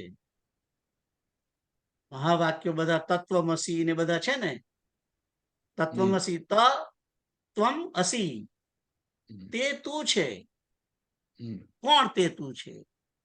એટલે રામ તું છે એમ, કે કૃષ્ણ તું છે, નારાયણ તું છે, એ બ્રહ્મ તું છે, તે તું છે. હવે જુઓ એમાં એ બધામાં જુઓ, તમે જુઓ આ જે વાક્યો જે છે શાસ્ત્રોની અંદર, એમાં શું લખીએ છે? તત્વમ, તે તું છે, તે ત્વમ અસી. એને નામ ના બોલ્યા, નારાયણ ના બોલ્યા, એને તે કહી દીધું. કારણ કે નામ જ નથી. શું કે નામ જ નથી, બ્રહ્મને કોઈ નામ નથી, એટલે તો સોહમ, સો કોણ? તો કે સો તે હું છું એમ. કારણ કે નામ હોય તો કે ને, નામ પરમાત્માને છે, નામ ભગવાનને છે. ખ્યાલ આવ્યો? એટલે જે કોન્સેપ્ટ આપણો જે છે એ કોન્સેપ્ટ બરાબર સમજવાનો છે. જે અહમ બ્રહ્માસ્મિ, હું બ્રહ્મ છું, એ જે મહાવાક્ય છે એની અંદર બ્રહ્મ કહ્યું, રામ નહીં કહ્યું, એની અંદર નારાયણ નથી કહ્યું. એવું કોઈ વાક્ય તમને વેદોની અંદર ના મળે. સોહમ, તત્વમ અસી, આ બધા વાક્ય એમાં સર્વનામ જ વાપર્યું. કારણ કે ખબર હોવી જોઈએ ને શું નામ. જ્ઞાની કહે છે પણ અનામી છે, એ હમણાં મેં બતાવ્યું લોમસના શબ્દોમાં. એને કોઈ નામ ના હોય, એને રૂપ ના હોય, એને ગુણ ના હોય, એને ધામ ના હોય. ધામ ના હોય એટલે આમ તો સર્વવ્યાપક છે, બ્રહ્મ પણ સર્વવ્યાપક છે, કારણ કે ભગવાન સર્વવ્યાપક છે. ભગવાન જ્યાં હોય ત્યાં એની આજુબાજુ એનો ઓરો, એનું તેજ જે છે, દરેક આપણા જે તમે ચિત્રો બતાવે છે જ્યાં બધા, એ ચિત્રોની અંદર પાછળ એક ઓરો બતાવે છે, એની અંદરથી નીકળતું તેજ. દાખલા તરીકે હું તમને એક સિમ્પલ એક્ઝામ્પલ કહી દઉં. સૂર્યનારાયણ જે આપણે જોઈએ છીએ, એ સૂર્યનારાયણની આજુબાજુ કેવું આમ તેજ દેખાય છે ને, અને એ તેજ કેવું છે, અહીં પૃથ્વી સુધી આવી ગયું છે. જે સૂર્યનો પ્રકાશ છે એને બ્રહ્મ સમજો, અને સવિતા નારાયણ છે, આમે સવિતા પરમાત્મા જ છે, ભગવાન સૂર્યનારાયણ. એટલે સૂર્યપ્રકાશ છે એ બ્રહ્મ છે, અને એ બ્રહ્મ સર્વત્ર છે. એ સૂર્યપ્રકાશ સર્વત્ર છે. અત્યારે ઇન્ડિયામાં દેખાતો નથી, પણ એવું નથી કે ઇન્ડિયામાં રાત પડી છે, ઇન્ડિયા વાળાને દેખાતી નથી, સૂર્ય દેખાતું નથી. પણ એની પોઝિશન બદલાઈ જશે ત્યારે એમને પણ પ્રકાશ આવશે. ખ્યાલ આવ્યો? એટલે પરમાત્મા સર્વત્ર છે. આ સૂર્યનારાયણ પણ સર્વત્ર છે, કારણ કે સૂર્યનારાયણ બધું જ જુએ છે. અનેક બ્રહ્માંડો, અનંત બ્રહ્માંડો, ત્યાં આગળ એનો પ્રકાશ પડે છે. પણ જે વિમુખ છે, અત્યારે ભારત સૂર્યનારાયણ થી વિમુખ છે, એટલે સૂર્યનારાયણ નું દર્શન ના થાય, એટલે ત્યાં બ્રહ્મ ના દેખાય. બ્રહ્મ પ્રકાશ એટલે કે સૂર્યપ્રકાશ ના દેખાય. પણ એનો અર્થ એવો નથી કે ત્યાં નથી, ક્યાંય છે. સન્મુખ થાય તો તમને જોવા મળે. પરમાત્માને હું તમે જીવાત્માઓ સન્મુખ થઈએ તો એમને દેખાય, જોઈ શકીએ. સન્મુખ ના થઈએ તો ના દેખાય. એનો અર્થ એવો નથી કે નથી. રાઈટ? તો આ ટોક બીજે જતી રહી, પણ ઇટ્સ અ નાઇસ ટોક કે ભાઈ તમને કોન્સેપ્ટ ખબર પડી જાય કે બ્રહ્મ શું છે, નારાયણ શું છે, પરમાત્મા એટલે કે નારાયણ એટલે પરમાત્મા શું છે અને ભગવાન શું છે. તો મુક્તિ જેને જોઈએ છે એને તો આ આત્મા અને બ્રહ્મ એક છે, એની એકતાનો બોધ જે છે એ જરૂરી છે. અને લેટ મી ટેલ યુ કે ભક્તિની અંદર પણ નારદજીનું જે ભક્તિ સૂત્ર છે, એ નારદજીનું ભક્તિ સૂત્રની અંદર તો ભેદ ભક્તિની વાત કરી છે કે હું જુદો અને મારા રામ જુદા, હું જુદો ને મારા કૃષ્ણ જુદા, એ મારા સ્વામી, હું એમનો સેવક. એ રીતે નારદ ભક્તિ સૂત્ર છે. પણ જો તમે સાંડિલ્ય ભક્તિ સૂત્ર જુઓ, સાંડિલ્ય ભક્તિ સૂત્ર એકદમ હાઈ લેવલનું છે. અને સાંડિલ્ય ભક્તિ સૂત્રનો બેઝ શું છે કે નારાયણ જે છે એ મારી અંદર પણ બેઠો છે. નારાયણ મારી અંદર, જો એ કોન્સેપ્ટ કોને છે હું તમને બતાવું. રામચરિતમાનસ ની અંદર છે એ કોન્સેપ્ટ. ઉત્તરકાંડ ની અંદર મારું માનવું છે કે જે આ સનકાદી ઋષિઓ જે છે, એ સનકાદી ઋષિઓ જે રીતે ભજે છે ભગવાનને, એની અંદર મારું એવું માનવું છે કે છે, મારો એવો ખ્યાલ છે. હું જોઈને તમને કહું કે એમાં એ સાંડિલ્ય ભક્તિ સૂત્રનો એમનો કોન્સેપ્ટ છે કે આત્મા અને પરમાત્મા એક છે. અને બરાબર જ છે. મેં ઘણી વાર તમને કહેલું છે કે આત્મા અને પરમાત્મા એક જ છે. આત્માનો આત્મા કૃષ્ણ છે, આત્માનો આત્મા કૃષ્ણ છે. એ રીતે ભક્ત જુએ છે. અને એ વાત તો ભાગવતમાં પણ બતાવે છે. એ પણ મેં તમને એક વખત એ પણ બતાવ્યું હતું, ઇફ આઈ રિમેમ્બર. નહીં હોય તો દસમ સ્કંદ ની અંદર છે. 34મો દોહો. 34મો દોહો. એક મિનિટ.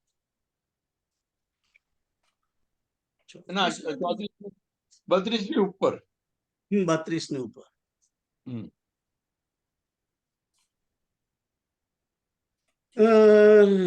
ભારત સહિત એ તમે બધા બરાબર.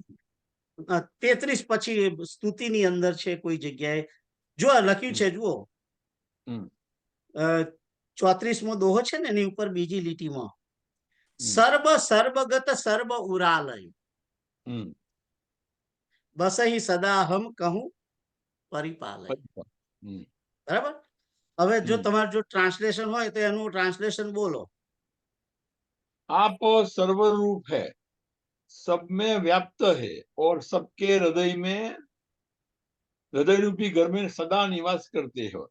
બસ ત્યાં ઉભા રહો. હવે સર્વરૂપ કયું? આ સનકાદી ઋષિઓ બોલે છે કે આપ સર્વરૂપ હે, એટલે રામ સર્વરૂપ, એટલે બીજા બધા સર્વરૂપ થયા ને. સર્વરૂપ તો એવું તો જ કે ને.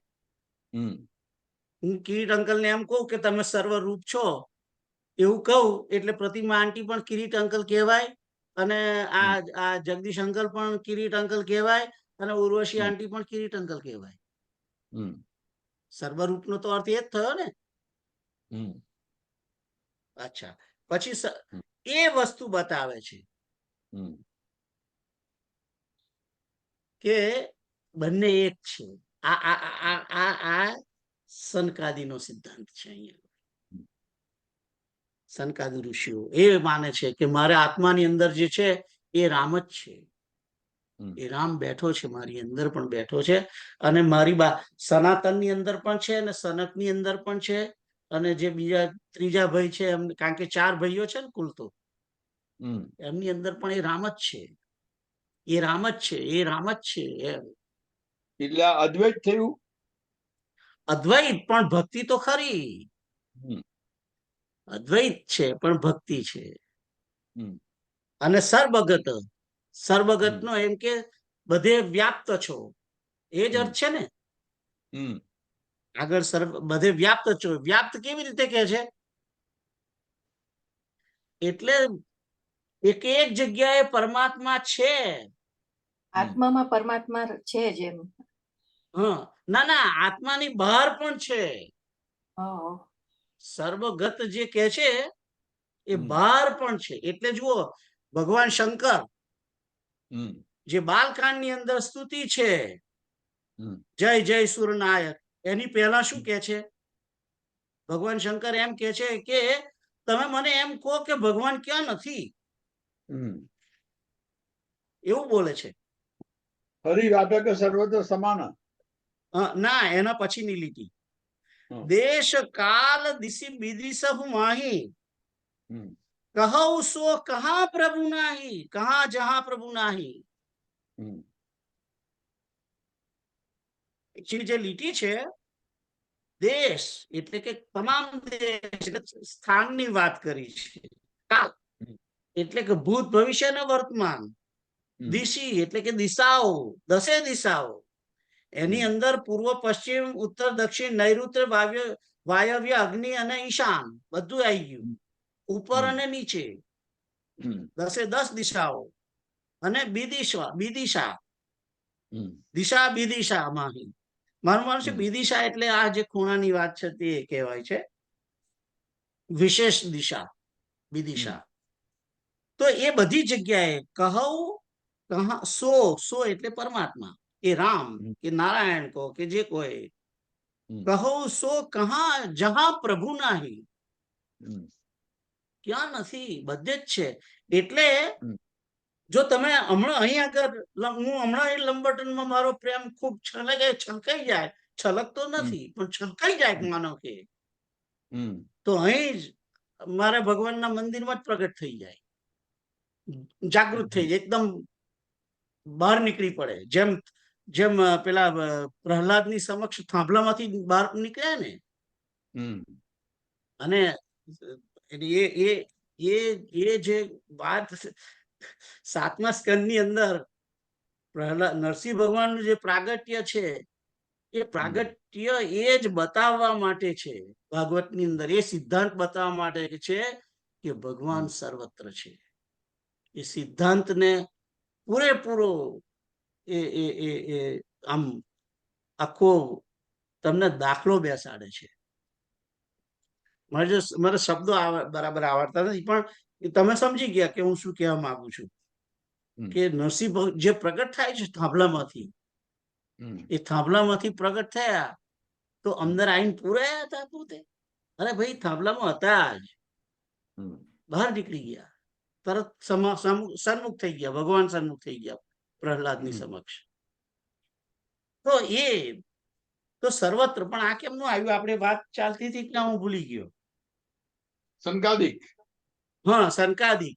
તો સંકાદિક ઋષિઓ કે છે કે સદા સર્વગત સર્વ ઉરાલય, ભગવાન સર્વત્ર છે. અને સર્વ ઉરાલય એ ફરી એટલે બોલવું પડ્યું કે બહાર પણ છે, એ કહી દીધું, હવે અંદર પણ છે.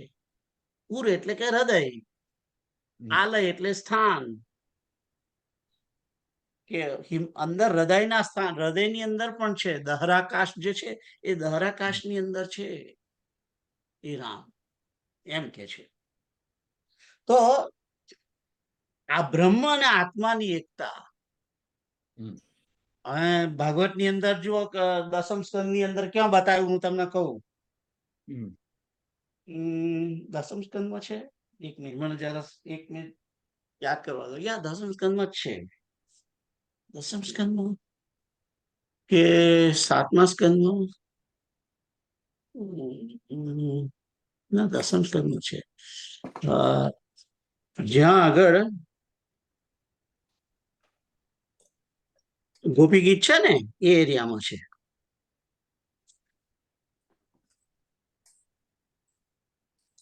ગોપી ગીત 29, રાઈટ? 29 કે 30 બેમાંથી એક છે. ત્યાં હોય અથવા તો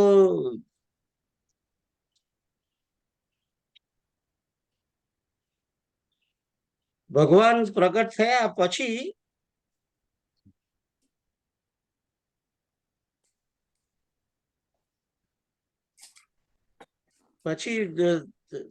અથવા તો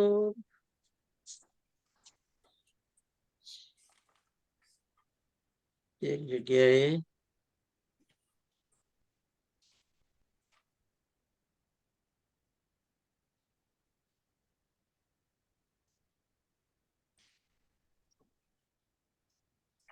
भगवान श्री कृष्ण का प्रागट्य, प्रागट्य नहीं,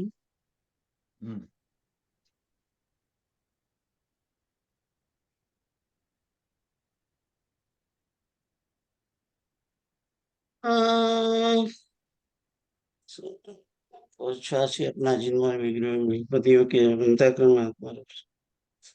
आत्मा आत्मा रूप थी विराजमान है तो 10, 33,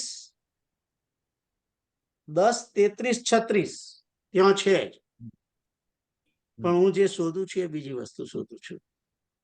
10, 33, 36 જુઓ તમે, હું ત્યાં સુધી તમને કહું બીજી કઈ જગ્યાએ છે.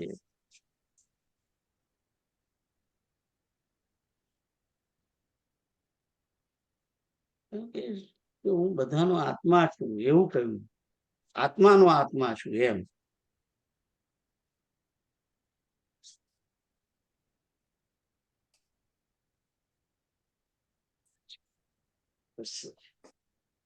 આત્માનો આત્મા છું એમ.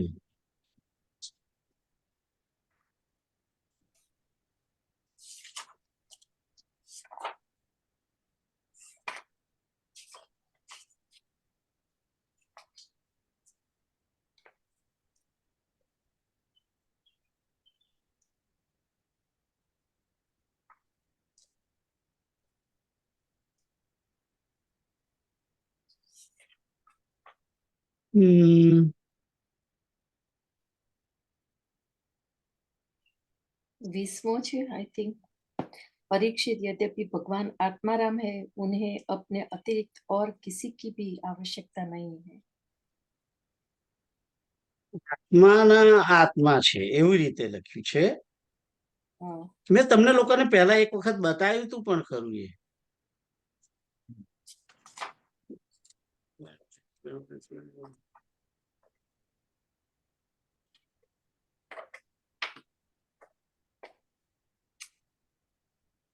સ્વરૂપનું વર્ણન, હા, 10, 14, 55 બ્રહ્મા બોલે છે.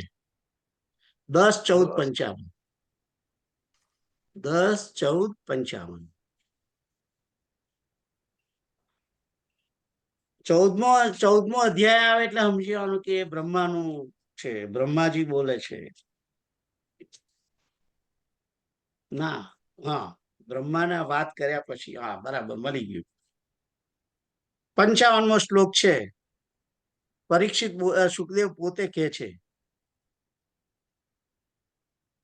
મળ્યું? પાના નંબર, પેજ નંબર 196.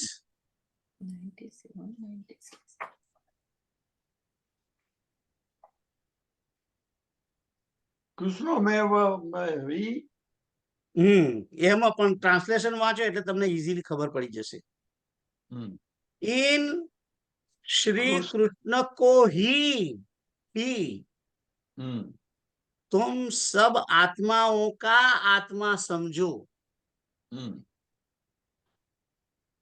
જેમ આ યોગેશ રૂપી શરીર છે એની અંદર આત્મા છે, એમ એનો જે આત્મા છે એની અંદર પેલો બીજો એક આત્મા છે. એટલે જેમ આ શરીર એ પેલા આત્માનું કપડું છે, એમ આપણા બધાનો આત્મા એ ભગવાનના શરીરનું આવરણ છે, કપડું છે. એમ ખ્યાલ આવ્યો?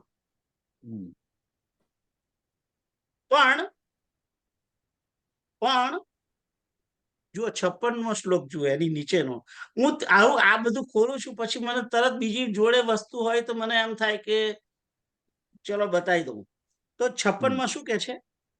जो लोग भगवान श्री कृष्ण के वास्तविक स्वरूप को जानते हैं, उनके लिए तो इस जगत में जो कुछ भी એટલે કે બધું જ, ચરાચર, ચર અચર, ચર એટલે કે ચેતન, અચર એટલે જળ અથવા તો જે ગતિ ના કરતું હોય તે, ઇન્ક્લુડિંગ વૃક્ષ, બધા જે પદાર્થ છે અથવા इससे परे એ એટલે આ બધા જે બધું જળ ચેતન છે, ચરાચર છે, એનાથી પર કોણ છે? પરમાત્મા, બ્રહ્મ, જો નારાયણ, આ બધા જે ભગવત સ્વરૂપ છે એ સભી કૃષ્ણ સ્વરૂપ ही है. એટલે એનો અર્થ શું છે? હું તમને ક્યારે કહું કે યોગેશભાઈ કિરીટ અંકલ છે અથવા તો ઉર્વશી આંટી કિરીટ અંકલ છે, એવું ક્યારે કહું? જ્યારે બધા જુદા જુદા હોય તો કહી શકાય. એટલે બ્રહ્મ જુદી વસ્તુ છે, નારાયણ જુદી વસ્તુ છે, પરમાત્મા જુદી વસ્તુ છે, જીવાત્માઓ તો જુદી વસ્તુ છે જ, પણ એ બધાથી જુદું કોણ છે? શ્રી કૃષ્ણ. પણ એના સ્વરૂપ જ છે, એ બધા એનો જ સ્વરૂપ છે, કૃષ્ણના જ સ્વરૂપ. આ બધા કૃષ્ણ સ્વરૂપ છે, કૃષ્ણના જ સ્વરૂપ છે આ બધા. ખ્યાલ આવ્યો? કૃષ્ણ કે અતિરિક્ત એટલે કે એના સિવાય और कोई प्राकृत અથવા અપ્રાકૃત. પ્રાકૃત એટલે પ્રકૃતિથી બનેલું તે, પ્રકૃતિ એટલે કે માયિક, અને અપ્રાકૃત એટલે કે માયાથી પર, કે પછી શંકર હોય કે પછી નારાયણ હોય કે જે કોઈ હોય, વસ્તુ હે ही नहीं, અપ્રાકૃત. અપ્રાકૃત ની અંદર બધા જીવાત્માઓ પણ આવી શકે. ખ્યાલ આવ્યો? તો ચલો આ તો બીજે પાછા નીકળી ગયા આપણે. તમે જે વખતે કહ્યું હતું સબ ભૂમિ ગોપાલ કી, સબ ભૂમિ ગોપાલ કી, મેં ગોપાલ લખ્યું છે એટલે અહીંયા બધું જ ગોપાલ છે, બધું જ ગોપાલ છે, બધું જ ગોપાલ છે. એ જ વાત હતી કે બધું જ ગોપાલ છે. એ ગોપાલ જ બધું છે, બન્યો છે. એ ગોપાલ જે છે એ જ મુખ્ય વસ્તુ છે. કારણ કે ભગવાન શ્રી કૃષ્ણ જે છે એ જ સર્વત્ર છે, એ જ સર્વત્ર છે. તો આપણે વાત ચાલતી હતી કે જે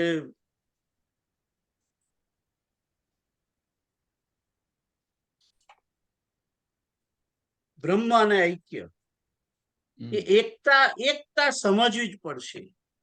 અને એ એકતા આપણે સમજવું જોઈએ. એનું કારણ શું છે કે એક છે એમ સમજીશું અને એ પ્રમાણે જો આપણું વર્તન હશે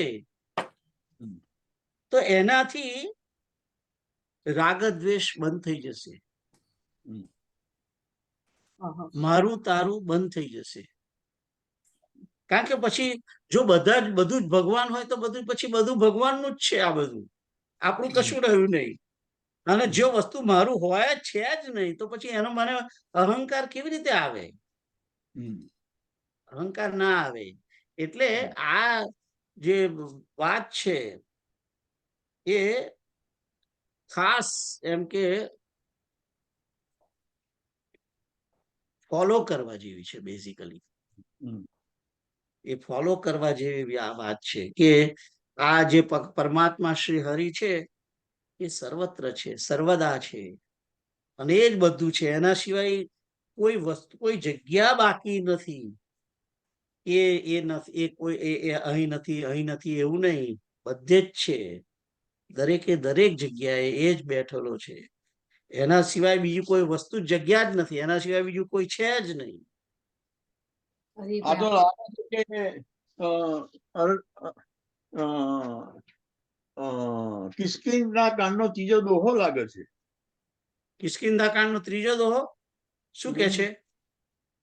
સચરાચર સ્વામી, હા, મેં સેવક સચરાચર સ્વામી, રૂપ સ્વામી ભગવંત, એ જ એબ્સોલ્યુટલી એ જ છે. મેં સેવક સચરાચર રૂપ સ્વામી ભગવંત, એ જ વસ્તુ છે.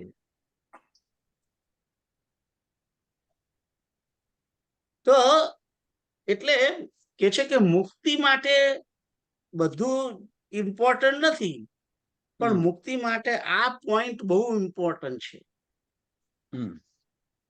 કે બ્રહ્મ અને પરમાત્મા એક જ છે. આત્મા અને પરમાત્મા એક જ છે. આત્મા જે આત્મા છે એ જ પરમાત્મા છે. કારણ કે જેવી રીતે તમે મને, તમને તમારા ઘેર આવ્યો તો તમે એમ કહો કે ભાઈ યોગેશભાઈ આયા, પણ યોગેશભાઈ તો તમે શરીર આવે એને કહો ને, પણ અંદર જે બેઠો છે આત્મા એ જોડે જ છે ને, એ જોડે જ છે. એટલે આ શરીર ને આની અંદરનો આત્મા, એ બે જેમ એક ગણો છો એમ એ આત્મા અને એ આત્માનો આત્મા, એ બે પણ એક જ ગણાય ને.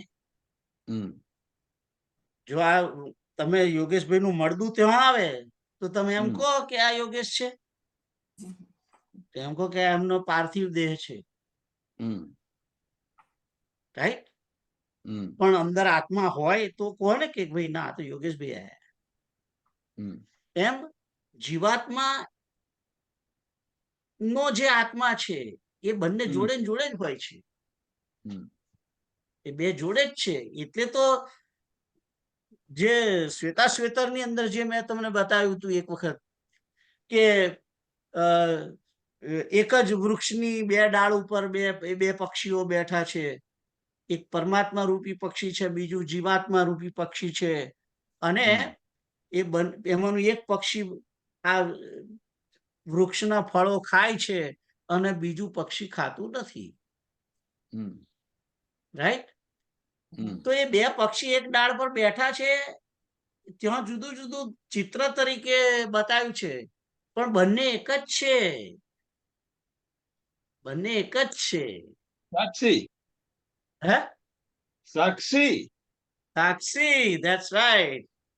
ગતિ ભરતા પ્રભુ સાક્ષી, નિવાસ શરણમ સુરત, પ્રભવ પ્રલય સ્થાનમ નિધાનમ બીજમ અવ્યયમ. મારું ગીતાનું મારો જવાબ આ શ્લોક છે.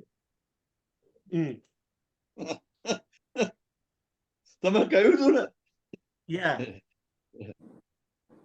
તો જે આત્મા અને પરમાત્મા એક છે, કારણ કે આત્માનો ની અંદર બેઠો છે આત્મા, એ બંને જોડે જ હોય. હવે આને ટ્વિસ્ટ આપીએ તો ઈશ્વર અંશ જીવ અવિનાશી ને શું સંબંધ? એ જ 100% એ જ સંબંધ. હું તમને કહું કેવી રીતે. ઈશ્વર અંશ જીવ અવિનાશી, ચેતન અમલ, ચેતન અમલ સહજ સુખ રાશિ. એ તો એ શું છે? ઈશ્વર ઈશ્વર અંશ પ્રમાણ છે. પહેલા તો તમે આટલું સમજો, પેલું એક ટુકડો સમજો, આખું છે કોઈ બધું સાથે નહીં. ઈશ્વર અંશ જીવ અવિનાશી, એટલે કે ઈશ્વરનો અંશ આ જીવ છે, અને એ જીવ અવિનાશી છે, એ જીવ ચેતન છે. એ જે જીવ કહીએ છીએ, જે ઈશ્વરનો અંશ છે, તે અમલ છે. અમલ એટલે માઇક નહીં, વિશુદ્ધ, વાસના વગરનો. જે પેલો દોરાનો પિલ્લો હતો એમાં ડૂચો તરીકે જે છે આત્મા, તે એ અમલ આત્મા કહેવાય. પણ દોરી રૂપી જે વાસના વાળો પિલ્લો છે એ અમલ નથી, એ અમલ નથી. ઈશ્વર અંશ જીવ અવિનાશી ચેતન અમલ. પછી શું છે? સહજ સુખ રાશિ. સહજ સુખ રાશિ. સહજ સુખ રાશિ એટલે કે સહજ આનંદ સ્વરૂપ છે. સુખ રાશિ એટલે કે સહજ આનંદ સ્વરૂપ છે. એટલે આત્મા આનંદ સ્વરૂપ જ છે, બરાબર છે. એટલે અર્થ આમ થયો કે આ લીટીનો પહેલો ભાગ છે એ સ્ટેટમેન્ટ છે અને બીજો ભાગ છે એનું પ્રમાણ છે, એનું વિશેષણ છે. એ જીવાત્માના જે વિશેષણ છે એ કહેવાય. ના પ્રમાણ ના કહેવાય. હે? એનું પ્રમાણ છે, સાબિતી. ના સાબિતી નહીં. સાબિતી કહી શકાય, સાબિતી પણ કહી શકાય, બરાબર છે, સાબિતી પણ કહી શકાય. પણ ઈશ્વરનો અંશ છે, ઈશ્વરનો અંશ છે. અને એ અંશ કેવી રીતે? તો કે ભાઈ, જેમ યોગેશ પટેલ, એમનો દીકરો જયરામ પટેલ, શિવમ પટેલ, એમ પટેલ છે એ ઈશ્વર છે. અને જયરામ છે એ જીવ છે, ચેતન શિવમ છે એ જીવ છે. જગદીશભાઈ દલાલ તો દલાલ છે, એ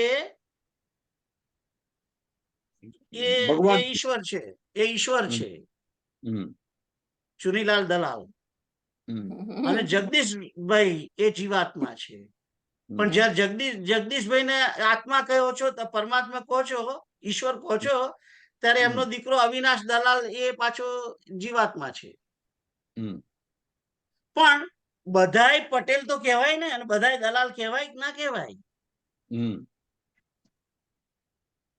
મને તમારા છોકરાનું નામ નહીં આવડતું એટલે ખબર નથી, એટલે મેં બોલતો નથી, પણ તમને ખ્યાલ આવ્યો?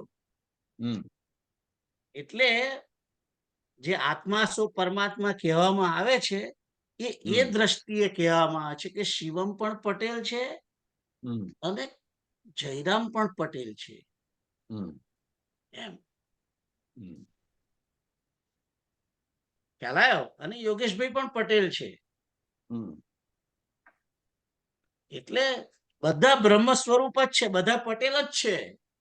રંજનભાઈ નું નામ લઈ લો ને. એમને લઈ લો, એમને ઘસેડો અંદર. ખ્યાલ આવ્યો? એટલે એ દ્રષ્ટિએ ઈશ્વર અંશ જીવ અવિનાશી એમ. પણ એનો અર્થ એવો નથી કે જયરામ એમ કે ના હું તો યોગેશ છું. જયરામ યોગેશ ના બોલી શકે, શિવમ યોગેશ છું એમ ના બોલી શકે. એમ જીવાત્મા પોતે એમ કહી ના શકે કે હું રામ છું. જીવાત્મા એમ ના કહી શકે કે હું કૃષ્ણ છું. ખ્યાલ આવ્યો? કારણ બાપ છે કોઈ દિવસ, દીકરો છે કોઈ દિવસ બાપ ના બની શકે, બાપની જગ્યા ના લઈ શકે. બાપ તો બાપ જ રહેવાનું, સદાને માટે બાપ રહેવાનું. એ જયરામ ને ત્યાં છોકરા થાય ને એ બાપ તે રીતે બને, એ જુદી વસ્તુ છે. ખ્યાલ આવ્યો? તો રામ, એ રામ તો રામ જ છે. પણ જે રીતે તુલસી કહે છે કે સિયારામમય સબ જગ જાની, કરમ પ્રણામ જોરી જુગપાની, એ પટેલની દ્રષ્ટિએ કે છે. ખ્યાલ આવ્યો તમને? એ જ બ્રહ્મની દ્રષ્ટિએ. બ્રહ્મ અને આત્માની એકતા જે છે એ આ છે, પટેલ છે, એ એકતા છે. બાકી એક નથી, બાકી એક નથી. ખ્યાલ આવ્યો? હવે તમને કોન્સેપ્ટ ખ્યાલ આવ્યો? ક્વેશ્ચન છે? ના ના. સીતારામ. તો આપણે આગળ જઈએ. પણ આગળ આ શ્લોકની અંદર કહ્યું કે 100 બ્રહ્મા વીતી જાય ત્યાં સુધી મુક્તિ નહીં થાય. એટલે મુક્તિનો મુખ્ય આધાર શું છે? બ્રહ્મ અને આત્માની એકતાનો બોધ. એ જે કોન્સેપ્ટ છે એ તમારી અંદર એકદમ રમી જવો જોઈએ. જેવી રીતે હોસ્પિટલમાં જન્મેલું બાળક, એ બાળકને ખબર નથી કે હું યોગેશ છું, પણ ઘેર લાયા પછી દરરોજ એની માં, એનો બાપો, એના આજુબાજુના ફરિયાવાળા બધા યોગેશ યોગેશ બોલવા માંડ્યા. એટલે પેલું રમતું બાળક છે એ સમજવા માંડ્યું કે હું યોગેશ છું. એ રીતે જેમ આપણું નામ આપણને વણાઈ ગયું છે ટોટલી, કે મને ઊંઘમાંથી ઉઠાડીને પૂછે કે તું કોણ છું ભાઈ? હું કહી દઉં યોગેશ છું. પણ જયારે તરત જન્મેલું બાળક હતું ત્યારે એને ખબર હતી કે યોગેશ છે? એ નામ એના મા બાપે આપેલું. એટલે એ રીતે વણાઈ જવું જોઈએ. બ્રહ્મ અને આત્માની એકતાનો જે કોન્સેપ્ટ છે એ રીતે વણાઈ જાય જ્યારે, અને કોક પૂછે તમે કોણ છો, ત્યારે પેલો બોલે સદા મે સમત્વમ ન મુક્તિર ન બંધ, વિભુર વ્યાપ્ય સર્વત્ર સર્વેન્દ્રિયાણામ. મારા આખી મારી એક ઇન્દ્રિયોમાં, મારી એક અંદર છેક સુધી બધો જ ભગવાન અંદર વ્યાપેલો છે. એ બોલી ઉઠે ત્યારે એ પોતે મુક્ત થાય છે. કે એને પોતાનું શરીરનું ભાન ના રહે, સમાજનું ભાન ના રહે, એને જગતનું ભાન ના રહે.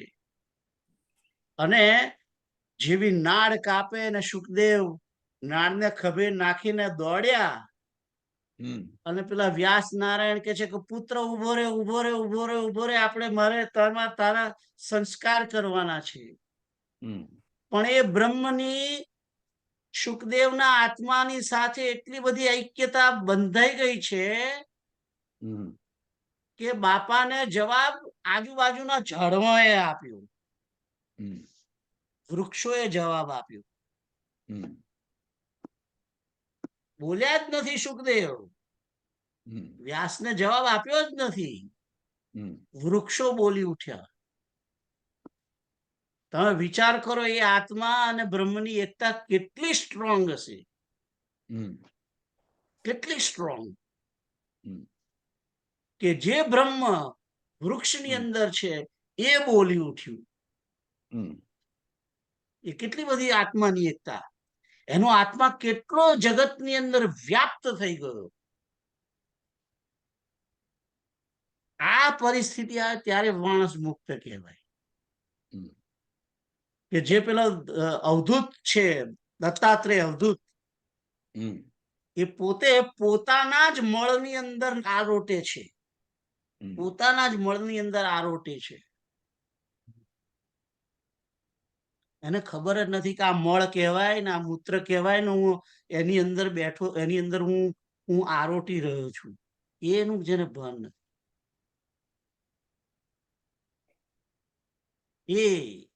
એ બ્રહ્મ અને આત્માની એકતા. અને બ્રહ્મ અને આત્માની એકતાનું તમારે વધારે ઉદાહરણ વાંચવું હોય તો આ ઋષભદેવ ભગવાન જે છે, એ ઋષભદેવ જ્યારે નીકળ્યા પોતાના ઘરમાંથી બહાર, રાઈટ, એ ઋષભદેવ બહાર નીકળ્યા ત્યારે એમનું જે આચરણ છે, એ આચરણનો આખો એક અધ્યાય છે. તમને કદાચ ખ્યાલ હોય તો હું તમને બતાવું કઈ જગ્યાએ છે.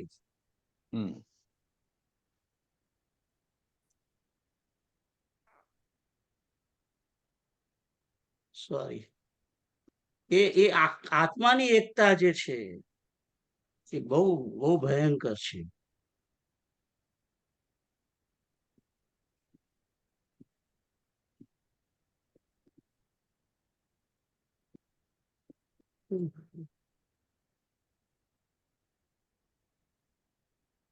હનુમાનજી ને શંકર જેવી.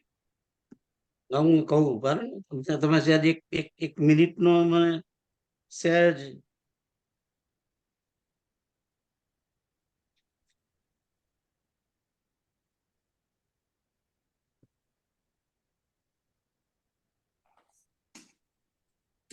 એ તો મને નહીં જડતું, પણ હું તમને બીજું કહી દઉં કે દેવહૂતિ જે છે, એ દેવહૂતિની પણ એવી દશા થાય છે. ત્યાંય કદાચ થોડુંક એવું વર્ણન લખ્યું છે. દેવહૂતિ જે માતા છે, દેવહૂતિ માતા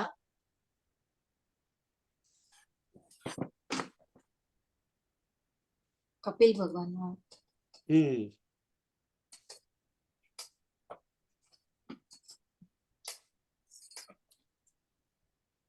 જુઓ લખ્યું છે, અધ્યાય નંબર 33, 3:33, પેજ નંબર 398 અથવા 399 એમ પણ ગણી શકાય. તો લખ્યું છે કે कुछ ही दिन में 22वां श्लोक थी शुरू करूं छू. वे कुछ ही दिनों में ऐसे ऐश्वर्य संपन्न घर से उपरत हो गई. फिर वे कपिल देव जी ने भगवान के जिस ध्यान करने योग्य प्रसन्न वदनारविंद युक्त स्वरूप का वर्णन किया था, उसके ध्यान में तत्पर हो गई. ये બધું બરાબર છે, પણ પછી જુઓ 26वां श्लोक में कि इस प्रकार जीव के अधिष्ठान भूत पर ब्रह्म में भगवान में बुद्धि की स्थिति हो जाने से उनका जीव भाव निवृत्त हो गया. હું જીવ છું એ જતું રહ્યું મનમાંથી. પોતે દેવહૂતિ છે એ તો યાદ રહ્યું જ નહીં, પણ હું જીવ છું એ પણ યાદ નથી. જીવ ભાવ પણ નિવૃત્ત થઈ ગયો. જુઓ, અજીવ ભાવ નિવૃત્ત થયો એટલે શું થયું? ब्रह्म ने आत्मा की एकता सधाई गई. वे समस्त क्लेशों से मुक्त होकर परमानंद में निमग्न हो गई. अब निरंतर समाधिस्थ रहने के कारण उनकी विषयों के सत्यत्व की भ्रांति मिट गई और उन्हें अपने शरीर की भी शुद्धि न रही. जैसे जागे हुए पुरुष को अपने स्वप्न में देखे हुए शरीर को नहीं रहती, उनके शरीर का पोषण भी दूसरों के द्वारा ही होता था, किंतु किसी प्रकार का मानसिक क्लेश न होने के कारण वह दुर्बल नहीं हुआ. उसका तेज और भी निखर गया और वह मेल के कारण नहाता नहीं. जुओ, એટલે મેલ के कारण धूमयुक्त अग्नि के समान सुशोभित होने लगा.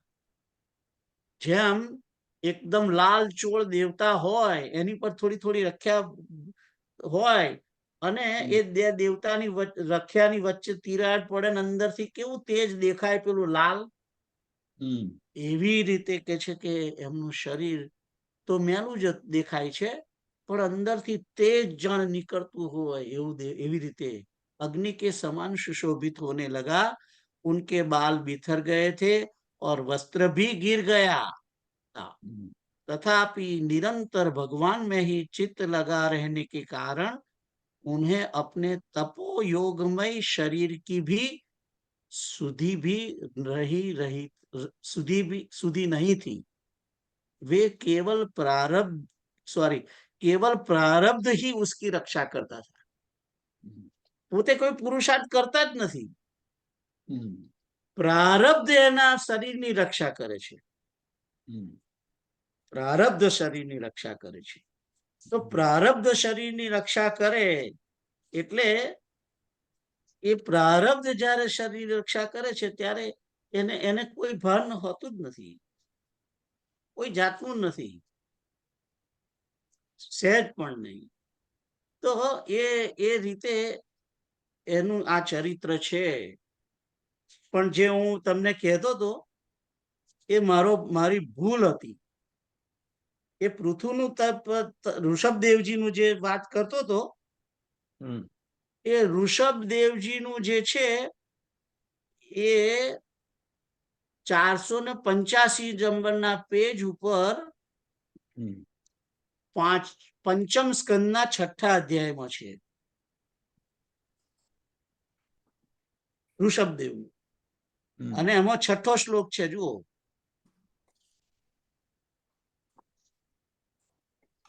इसी से भगवान 485 पर છે।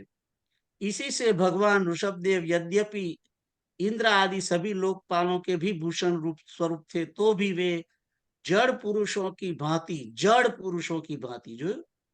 अवधूतों के से विशेष वेश, एक मिनट हमारे कंप्यूटर में विशेष विविध वेश, भाषा और आचरण से अपने ईश्वरीय प्रभाव को छिपाए रहते थे। अंत में उन्होंने योगियों के देह त्याग की विधि सिखाने के लिए अपना शरीर छोड़ना चाहा। वे अपने अंतःकरण में अभेद रूप से स्थित એટલે ब्रह्म ने आत्मा ની એકતા, એ परमात्मा को अभिन्न रूप से देखते हुए वासनाओं की अनुवृत्ति से छूटकर लिंग देह के अभिमान से भी मुक्त होकर उपराम हो गए। इस प्रकार लिंग देह के अभिमान से मुक्त भगवान ऋषभदेव जी का शरीर योग माया की वासना से केवल अभिमानाभास के आश्रय ही इस पृथ्वी पर तल पर विचरता रहा। वे शरीर विचरतुं रह्युं छे, ऋषभदेव विचरे छे एवुं नथी कह्युं। એટલે શું કહે છે? वे देववंश, कोंक, वेंक, दक्षिण आदि कुटक कर्नाटक देशों में गया। कौन गया? देह गया।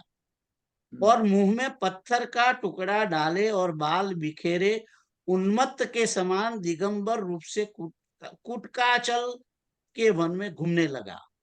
इसी समय झंझावात से झकझोरे हुए बांसों के घर्षण से प्रबल दावाग्नि धक उठी और उसने सारे वन को अपनी लाल लपटों में लेकर ऋषभदेव जी के सहित भस्म कर दिया। तो देह भस्म थई जाय छे त्यां सुधी देहने खबर नथी के मने आग सळगाई रही छे अने हूँ सळगी रह्यो छुं, मारो देह खलास थई रह्यो छे। कोई जातनी प्रतिक्रिया नथी, कारण के देहभाव ज नथी। तो मेहताजी नी मसाल समझो नहीं? मेहताजी नी मसाल, हाँ, मेहताजी नी मसाल, बराबर। हाथ सरगे छे ने, हाथ सरगे छे तेम छतां यार मशाल लईने ऊभा छे। ए आत्मानी एकता रासनी अंदर, बराबर। तो समय થઈ ગયો છે, 4 ને 4 થઈ છે, એટલે હવે હું અહીંયા આગળ જતો નથી। આપણે છઠ્ઠાએ ઊભા રહીએ, કાલથી કાલ આગળ જોઈશું। શ્રી કૃષ્ણ ગોવિંદ सीताराम सीताराम सीताराम।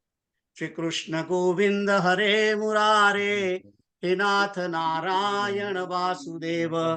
श्री कृष्ण गोविंद हरे मुरारे, हे नाथ नारायण वासुदेव। श्री कृष्ण गोविंद हरे मुरारे, हे नाथ नारायण वासुदेव। श्री कृष्ण गोविंद हरे मुरारे,